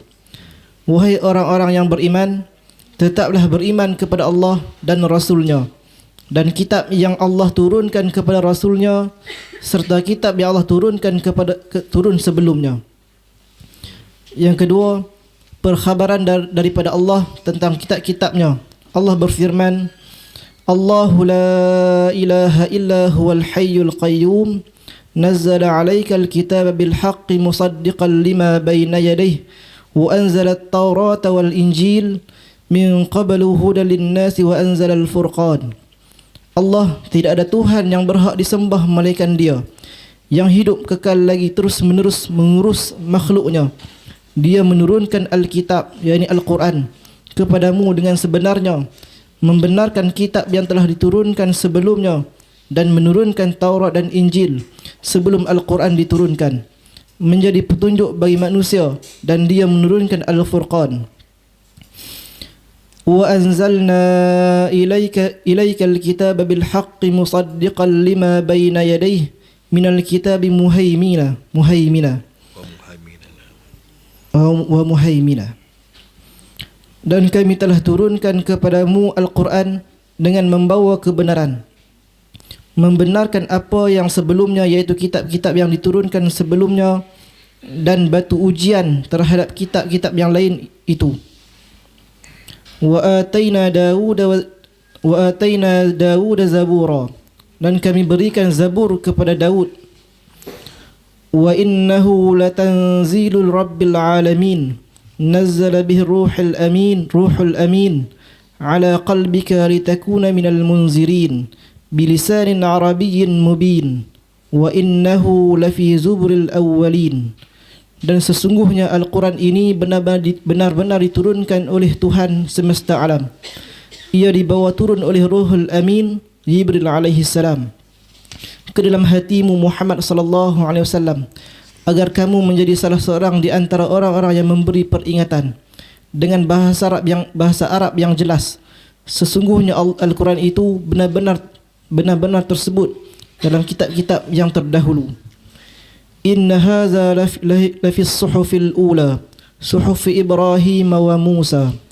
Sesungguhnya ini benar-benar terdapat dalam kitab-kitab yang terdahulu, yaitu kitab-kitab Ibrahim alaihi salam dan Musa alaihi salam. Alhamdulillah, kita dibawa di sini dalil-dalil daripada Al-Quranul Karim berhubung dengan beriman dengan kitab-kitab Allah Subhanahu wa taala. Antara dalil yang telah dibawakan di sini, ya ayyuhallazina amanu, hai orang yang beriman. Apabila kita selalu baca Al-Quran dan kita akan sering berjumpa dengan ya ayyuhallazina amanu, ada beberapa perkara yang kita perlu perhatikan. Yang pertama, apabila Allah Subhanahu wa taala sebut ya ayyuhallazina amanu, cuba sama-sama kita perhatikan. Lepas itu ada suruhan atau ada larangan? Tentu ada. Tak ada yang begitu, tak ada yang tak ada. Di sini kita tengok ya ayyuhallazina amanu aminu billahi wa rasulihi wal kitabil ladzi nazzala ala rasulihi wal kitabil ladzi anzala min qabl. Ini boleh kita perhati di mana-mana kalau kita jumpa ya ayyuhallazina amanu atau ya ayyuhan nas, sama. Ada suruhan lepas tu atau ada tegahan. Dan yang kedua kita perlu perhatikan, apabila Allah Subhanahu wa taala sebut ya ayyuhallazina amanu, maka lepas itu kita tengok suruhan tadi adalah perlu dilaksanakan. Bukan suruh saja, suruhan untuk dilaksanakan. Di sini aminu, hendaklah kamu betul-betul beriman. Beriman dengan sungguh-sungguh, beriman dengan Allah, beriman dengan Rasulnya. Rasulihi sini adalah Rasulullah. Kalau Rasul-Rasul dia sebut dengan jamak, ni Rasulihi ialah idafah kepada Allah Subhanahu wa taala, dhamir idafah kepada lafzul jalalah. Wa rasulihi ay rasulillah. Wal kitab allazi nazzala ala rasulih, dan kitab yang diturunkan kepada baginda sallallahu alaihi wasallam. Wal kitab allazi anzala min qabl, dan kitab yang diturunkan sebelumnya. Yang ketiga, apabila Allah Subhanahu wa taala menyebut ya ayyuhallazina amanu, maka addressnya kepada kita. Ditujukan ucapan itu kepada kita, kepada orang Islam, kepada orang beriman. Biar kita rasa kita dipanggil oleh Allah. Apabila kita membaca atau dengar orang membaca ya ayyuhallazina amanu, kita dah, oh, orang panggil aku. Seperti mak kita panggil. Mak kita panggil kita, mai sat, mai sekejap, datang sekejap. Nak beritahu ni apa tugas kamu ni. Nak suruh pergi kedai ke, nak suruh masak ke, nak suruh ambil air ke, nak suruh pergi apa, nak suruh buat apa. Apabila Allah Subhanahu wa taala sebut ya ayyuhallazina amanu, dia panggil kita. Maka kita kena beri tumpuan, kita kena beri perhatian, kita buka minda kita, perasaan kita, hati kita. Itu maksud apabila kita berjumpa dengan ayat seperti ini, atau sama ada kita membaca sendiri ataupun kita dengar orang baca, tak kisah. Tapi itulah maksudnya, untuk menarik perhatian. Kerana ya harfu nida, yang kita belajar bahasa Arab dulu kan, dulu tu sebelum ni lah. Munada, siapa munada? Kita lah yang dipanggil. Ya, Allah memanggil. Siapa dipanggil? Kita. Siapa kita? Allazina aman. Itu saya nak ulang lagi biar kita merasai, kita belajar bahasa Arab dulu. Ya, adat adawatun nida. Adatun nida diguna untuk panggil. Hai, wahai. Itu panggil itu.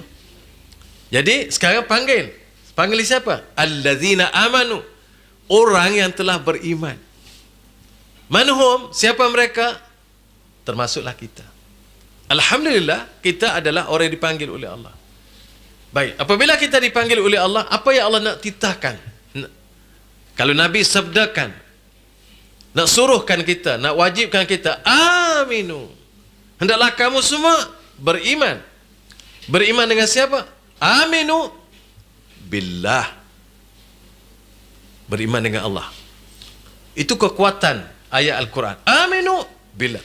Hendaklah kamu beriman betul-betul, meyakini betul-betul dengan Allah, dengan perintah Allah, dengan suruhan Allah, wa rasulih, dan rasulnya. Taatkan Allah, taatkan Rasul. Kedua-duanya sekali, tanpa memisahkan. Wal kitab allazi nazzala ala rasul, dan beriman betul-betul dengan kitab yang diturunkan kepada kamu, yang kepada Rasulnya, iaitu Al-Quranul Karim. Ini adalah satu seruan Allah Subhanahu wa taala, dan begitu juga beriman dengan kitab yang diturunkan sebelumnya, Taurat, Injil, Zabur dan suhuf-suhuf. Kerana semuanya kitab-kitab tersebut datangnya daripada Allah Subhanahu wa taala. Dan itulah yang diminta kepada kita. Kemudian Allah Subhanahu wa taala juga dalam yang kedua pemberitahuan daripada Allah tentang kitab-kitabnya. Allah Subhanahu wa taala sebut, Allahu la ilaha illa huwal hayyul qayyum. Nazzala 'alaikal kitaba bil haqq musaddiqan lima baina yadayhi wa anzala at-taurata wal injil min qablu hudan linnas wa anzala al-furqan. Ayat ini juga ialah ayat yang meminta kepada kita supaya kita beriman dengan Al-Quran Karim dan juga beriman dengan kitab-kitab yang sebelumnya. Sebelum itu Allah Subhanahu wa taala sebut, Allahu la ilaha illahu al-hayyu al-qayyum. Allah Subhanahu wa taala ajar kita bersyahadah kepadanya. Allah la ilaha illahu.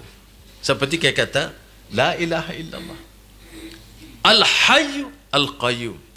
Al-hayyu al-qayyum adalah Ismullahil Azam. Ismullah Al-Azam. Al-hayyu al-qayyum disebut di dalam Al-Quran 3 tempat. Satu di surah Al-Imran. Ini sini surah Al-Imran. Satu di dalam surah Al-Baqarah. Satu lagi dalam surah Taha. Wa anatil wujuh lil hayyil qayyum. Qad khaba man hamala zulma. Karena itulah kalau orang nak berdoa, berdoalah dengan nama Ismullahil Azam. Antaranya doa ya hayyu ya qayyum, ya hayyu ya qayyum, ya hayyu ya qayyum. Dalam ayat kursi juga, dalam surah Baqarah, Allahu la ilaha illa huwal hayyul qayyum. 3 tempat dalam Quran. Al-hayyul qayyum. Kerana itulah orang cari nama Ismullahil Azam, inilah dia di antara Ismullahil Azam selain daripada lafzul jalalah. Nazzala 'alaikal kitab, dialah yang menurunkan kepada engkau al-kitab, yakni Al-Quran, bil haqq, dengan sebenar, bukan main-main, sungguh-sungguh. Musaddiqan lima baina yadayhi, membenarkan kitab-kitab yang sebelum kedatangan kita ini, membenarkan Taurat dan Injil. Karena itu Quran diturunkan oleh Allah sebagai hidayah dan memberitahu. Sebelumnya dah ada Quran, dah ada Injil dan Taurat. Dan Quran menyatakan telah turun. Dan semuanya itu memberi hidayah pimpinan kepada manusia. Namun begitu Allah Subhanahu wa taala menceritakan juga dalam ayat-ayat lain, oleh kerana orang meninggalkan kitab-kitab tersebut dan kitab tersebut telah tidak dijaga, maka dia hilang begitu, dan apa yang ada sekarang ialah tidak asli lagi. Begitulah juga Allah Subhanahu wa taala memberitahu bahawa kitab yang diturunkan adalah untuk Al-Quran telah membenarkan kitab-kitab yang lama yang telah diturun sebelum itu, dan untuk menyatakan lagi bahawa Al-Quran dan semua kitab-kitab terdahulu adalah datang daripada Allah Subhanahu wa taala.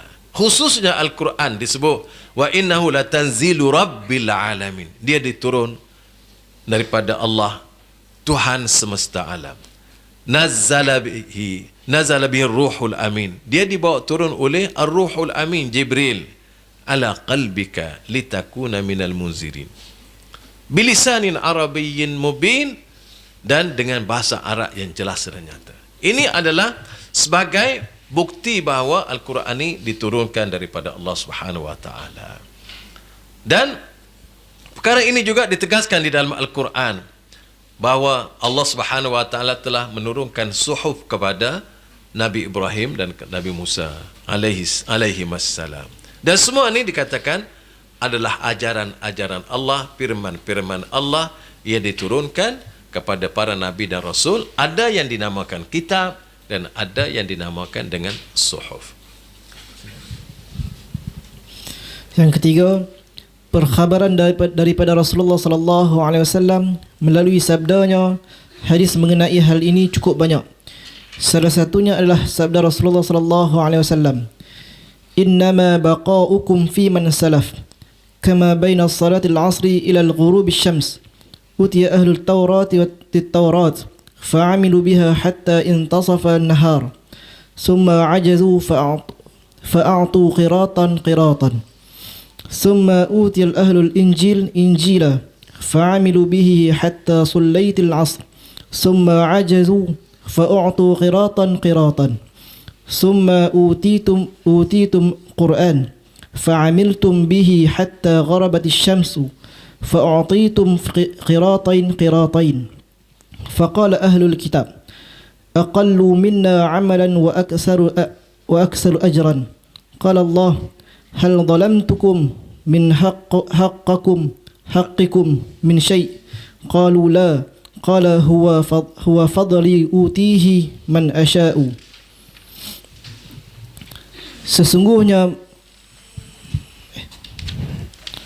Sesungguhnya masa tinggal kamu di dunia dibandingkan dengan umat terdahulu seperti waktu antara salat asar sampai terbenamnya matahari. Para ahli Taurat telah diberi Taurat dan mereka mengamalkan Taurat hingga pertengahan hari. Kemudian mereka lemah, lalu mereka diberi pahala 1 qirat. Kemudian ahli Injil telah diberikan Injil. Mereka mengamalkan Injil hingga waktu asar. Kemudian mereka lemah, lalu mereka diberi pahala 1 qirat. Kemudian kamu diberi Al-Quran, lalu kamu mengamalkannya hingga terbenam matahari, dan masing-masing kamu diberi 2 qirat. Ahli kitab berkata, amal mereka paling sedikit di antara kita, tetapi lebih banyak pahalanya. Allah berfirman, apakah aku telah menzalimi hak kamu? Mereka menjawab, tidak. Allah berfirman, itu adalah kurniaku. Aku berikan kepada orang yang aku kehendaki. Quffifa ala Dawud dan alaihi salam al-Quran al-qira'ah. فكانوا يأمروا بالدوابه فتسرج فيقرأ القرآن التوراة أو زبور قبل أن تسرج دوابه ولا يأكل إلا من عمل يده. Nabi Daud alaihissalam mendapat keringanan dalam membaca kitab sucinya hingga dia memerintah agar kudanya disiapkan dengan pelana. Sedang dia membacanya, dia pun khatam sebelum pelana selesai dipasang. Nabi Daud alaihissalam juga tidak makan kecuali dari hasil pekerjaan kedua tangannya. La hasada illa fi snatain. Rajulun atahu Allahul Quran fahuwa yatluhu ana al-lail wa ana an-nahar wa rajulun atahu Allahu malan fahuwa yunfiquhu ana al-laili wa ana an-nahar.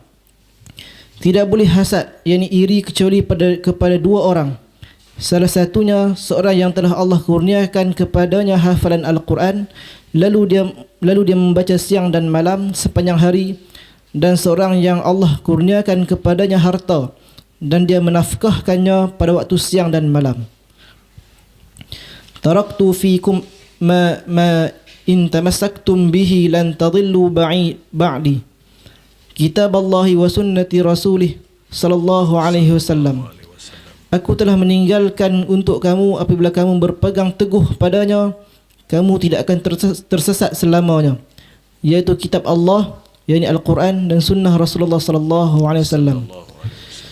La tusaddiqu ahli al-kitabi wa la tukazzibuhum wa qulu amanna billazi unzila ilayna wa ma unzila ilaykum wa ilahuna wa ilahukum wahid wa nahnu lahu muslimun. Janganlah kamu mempercayai ahli kitab, juga jangan mendustakan mereka. Katakanlah, kami beriman terhadap apa yang telah diturunkan kepada kami dan terhadap apa yang telah diturunkan kepada kamu.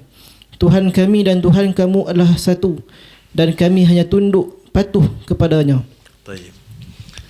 Setelah beliau membawa dalil-dalil daripada Al-Quranul Karim tentang kewajipan kita beriman dengan kitab-kitab Allah Subhanahu wa taala yang diturunkan kepada para nabi dan rasul, maka dibawa pula di sini perkhabaran daripada Rasulullah sallallahu alaihi wasallam melalui sabdanya, hadisnya yang banyak dan tentang kewajiban kita beriman dengan kitab-kitab yang diturunkan oleh Allah Subhanahu wa taala. Di sini dibawa satu hadis yang memberi perbandingan umur umat ini, kerja buat umat Islam ini, umat Rasulullah dengan umat yang terdahulu. Innama baqaukum fi man salaf kama baina salatil asri ila ghurubis syams. Ini perbandingan. Nah, disebutnya diberi Taurat. Utiya ahlut Taurati Taurata fa'amilu biha hatta tasafan nahar. Ahli Taurat diberi Taurat dan mereka beramal, dibandingkan satu hari itu sampai setengah hari. Seperti sekarang ni. Ni muntasfin nahar ni. Pukul 12 ni. Summa ajazu, maka mereka tidak mampu lagi nak sampai ke petang, sampai tengah hari je. Fa'atu qiratan, diberi ganjaran qirat. Summa utiya ahlul injil, kemudian golongan yang kedua pula diberi Injil, maka mereka mengamalkan Injil sehingga sampai waktu asar. Lalu mereka pun tidak mampu, lemah, lalu diberi ganjaran qirat. Kemudian umat ini diberi Quran dan beramal sehingga terbenamnya matahari, lalu diberi ganjaran dua qirat. Lalu berkatalah ahlul kitab yang terdahulu yang beramal sampai tekat zuhur, sampai sekat asar tadi, mereka melakukan amalan sedikit tapi ganjarannya banyak. Daripada asar ke maghrib tu singkat masa, berbanding daripada asar dengan zuhur panjang, daripada siang kepada zuhur panjang. Lalu Allah berfirman, hazalamtukum, apakah aku menzalimi kamu? Min hakikum min syai', adakah aku, yakni Allah, menzalimi kamu, hak kamu walaupun sedikit? Ada tak? Mereka jawab, tak, tidak zalim, cuma rasa sikit dia rasa sikit. Beri dia sikit, dia kerja juga. Umat Islam yang datang terakhir ni kerja juga, sikit benar tapi beri buah. Dulu kami kerja juga tapi bagi satu. Kok mana ni? Allah kata aku zalim kepadamu? Tak zalim. Allah kata huwa fadli utihi man asya. Itu adalah aku nak beri pada siapa, kelebihan aku, limpah kurnia aku, boleh aku beri kepada siapa yang aku nak beri. Jangan soal. Kerana itulah kita dengan Allah tak boleh nak soal Allah, Allah boleh soal kita. La yus'alu amma yaf'al wa hum yus'alun. Tak boleh nak tanya Allah kenapa. Dan kamu akan ditanya, kenapa kamu? Tak ada soal pada Allah kenapa. Kenapa Allah buat gini? Jangan soal. Dan banyak kita tak tahu sebenarnya yang Allah Subhanahu wa taala lakukan, yang kita tak tahu, kita hanya boleh lihat sahaja. Begitu juga hal ini diceritakan oleh Rasulullah sallallahu alaihi wasallam lagi tentang diringankan pada Nabi Allah Daud. Tujuan Rasulullah bawa hadis ini nak menyatakan juga, selain daripada Al-Quran menyatakan bahawa kepada nabi-nabi dulu diberi kitab-kitab seperti Nabi Daud diberi Taurat, maka Allah Subhanahu wa taala menyebutkannya di dalam Al-Quran, dan Rasulullah sebut juga di dalam hadis untuk memperkukuh dan memperkuatkan lagi apa yang telah disebut oleh Allah Subhanahu wa taala dalam Al-Quran. Itu maksud dia bawa di sini. Begitulah juga Rasulullah di sini dibawa hadis, la hasada illa fitnatain. Kamu jangan hasad deki kecuali pada dua golongan. Nak deki boleh juga, Islam ni boleh nak dengki, tapi dengkinya macam ni lah. Kalau dengki nak orang dapat harta banyak, kita dengki sampai nak suruh dia hilang harta, itu tak boleh lah. Tapi dengki macam ni, rajulun atahu Allahul Quran fahuwa yatluhu ana al-lail. Boleh berdengki aku, berdengki macam ni, nak buat supaya dia juga. Dia baca Quran, sepanjang malam kita pun nak baca supaya dia juga. Itu boleh macam tu. Itu panggil dengki juga tu. Tapi dengki bagus. Jaga orang nak berdengki lagu tu. Jangan nak berdengki. Kecuali orang-orang yang nak dapat kebaikan je. Warajulun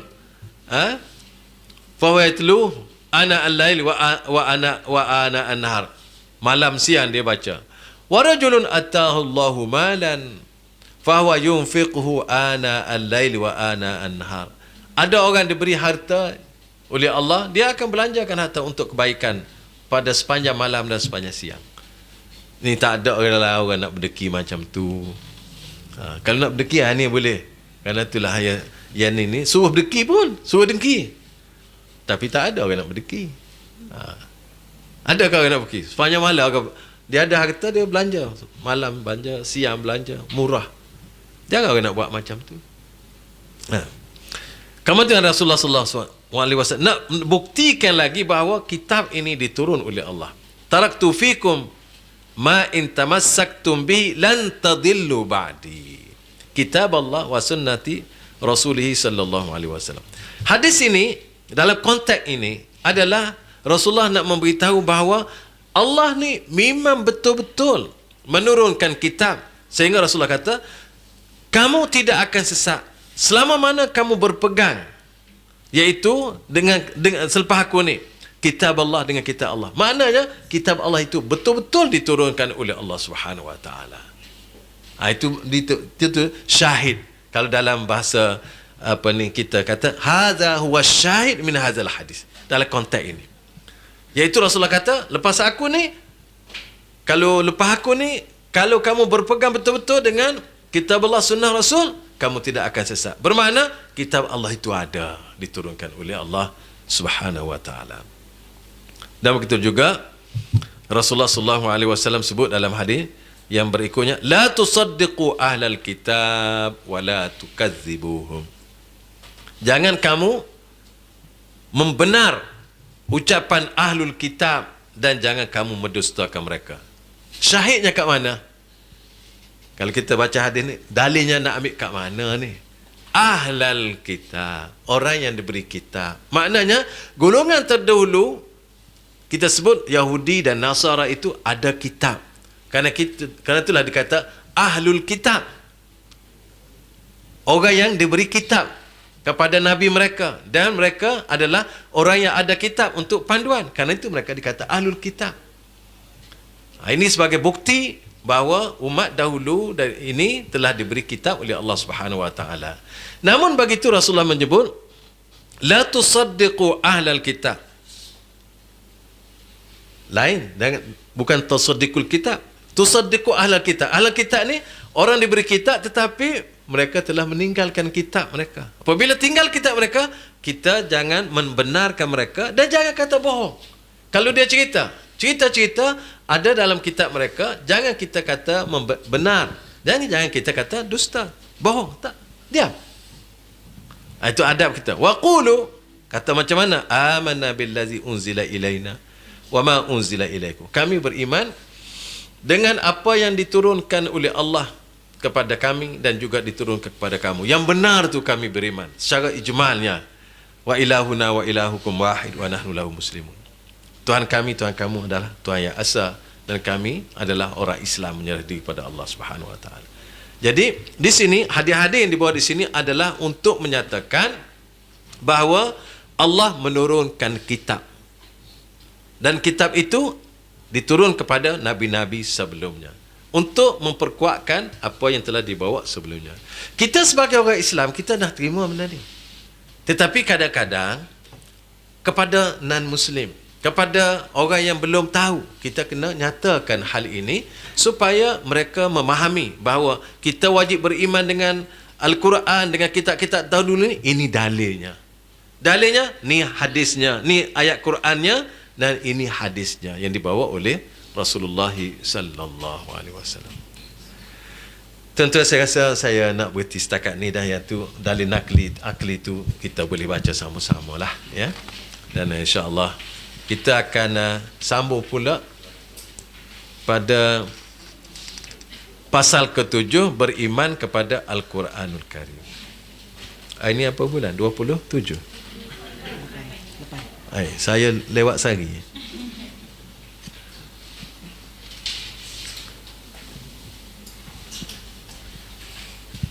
Okey, Ustaz.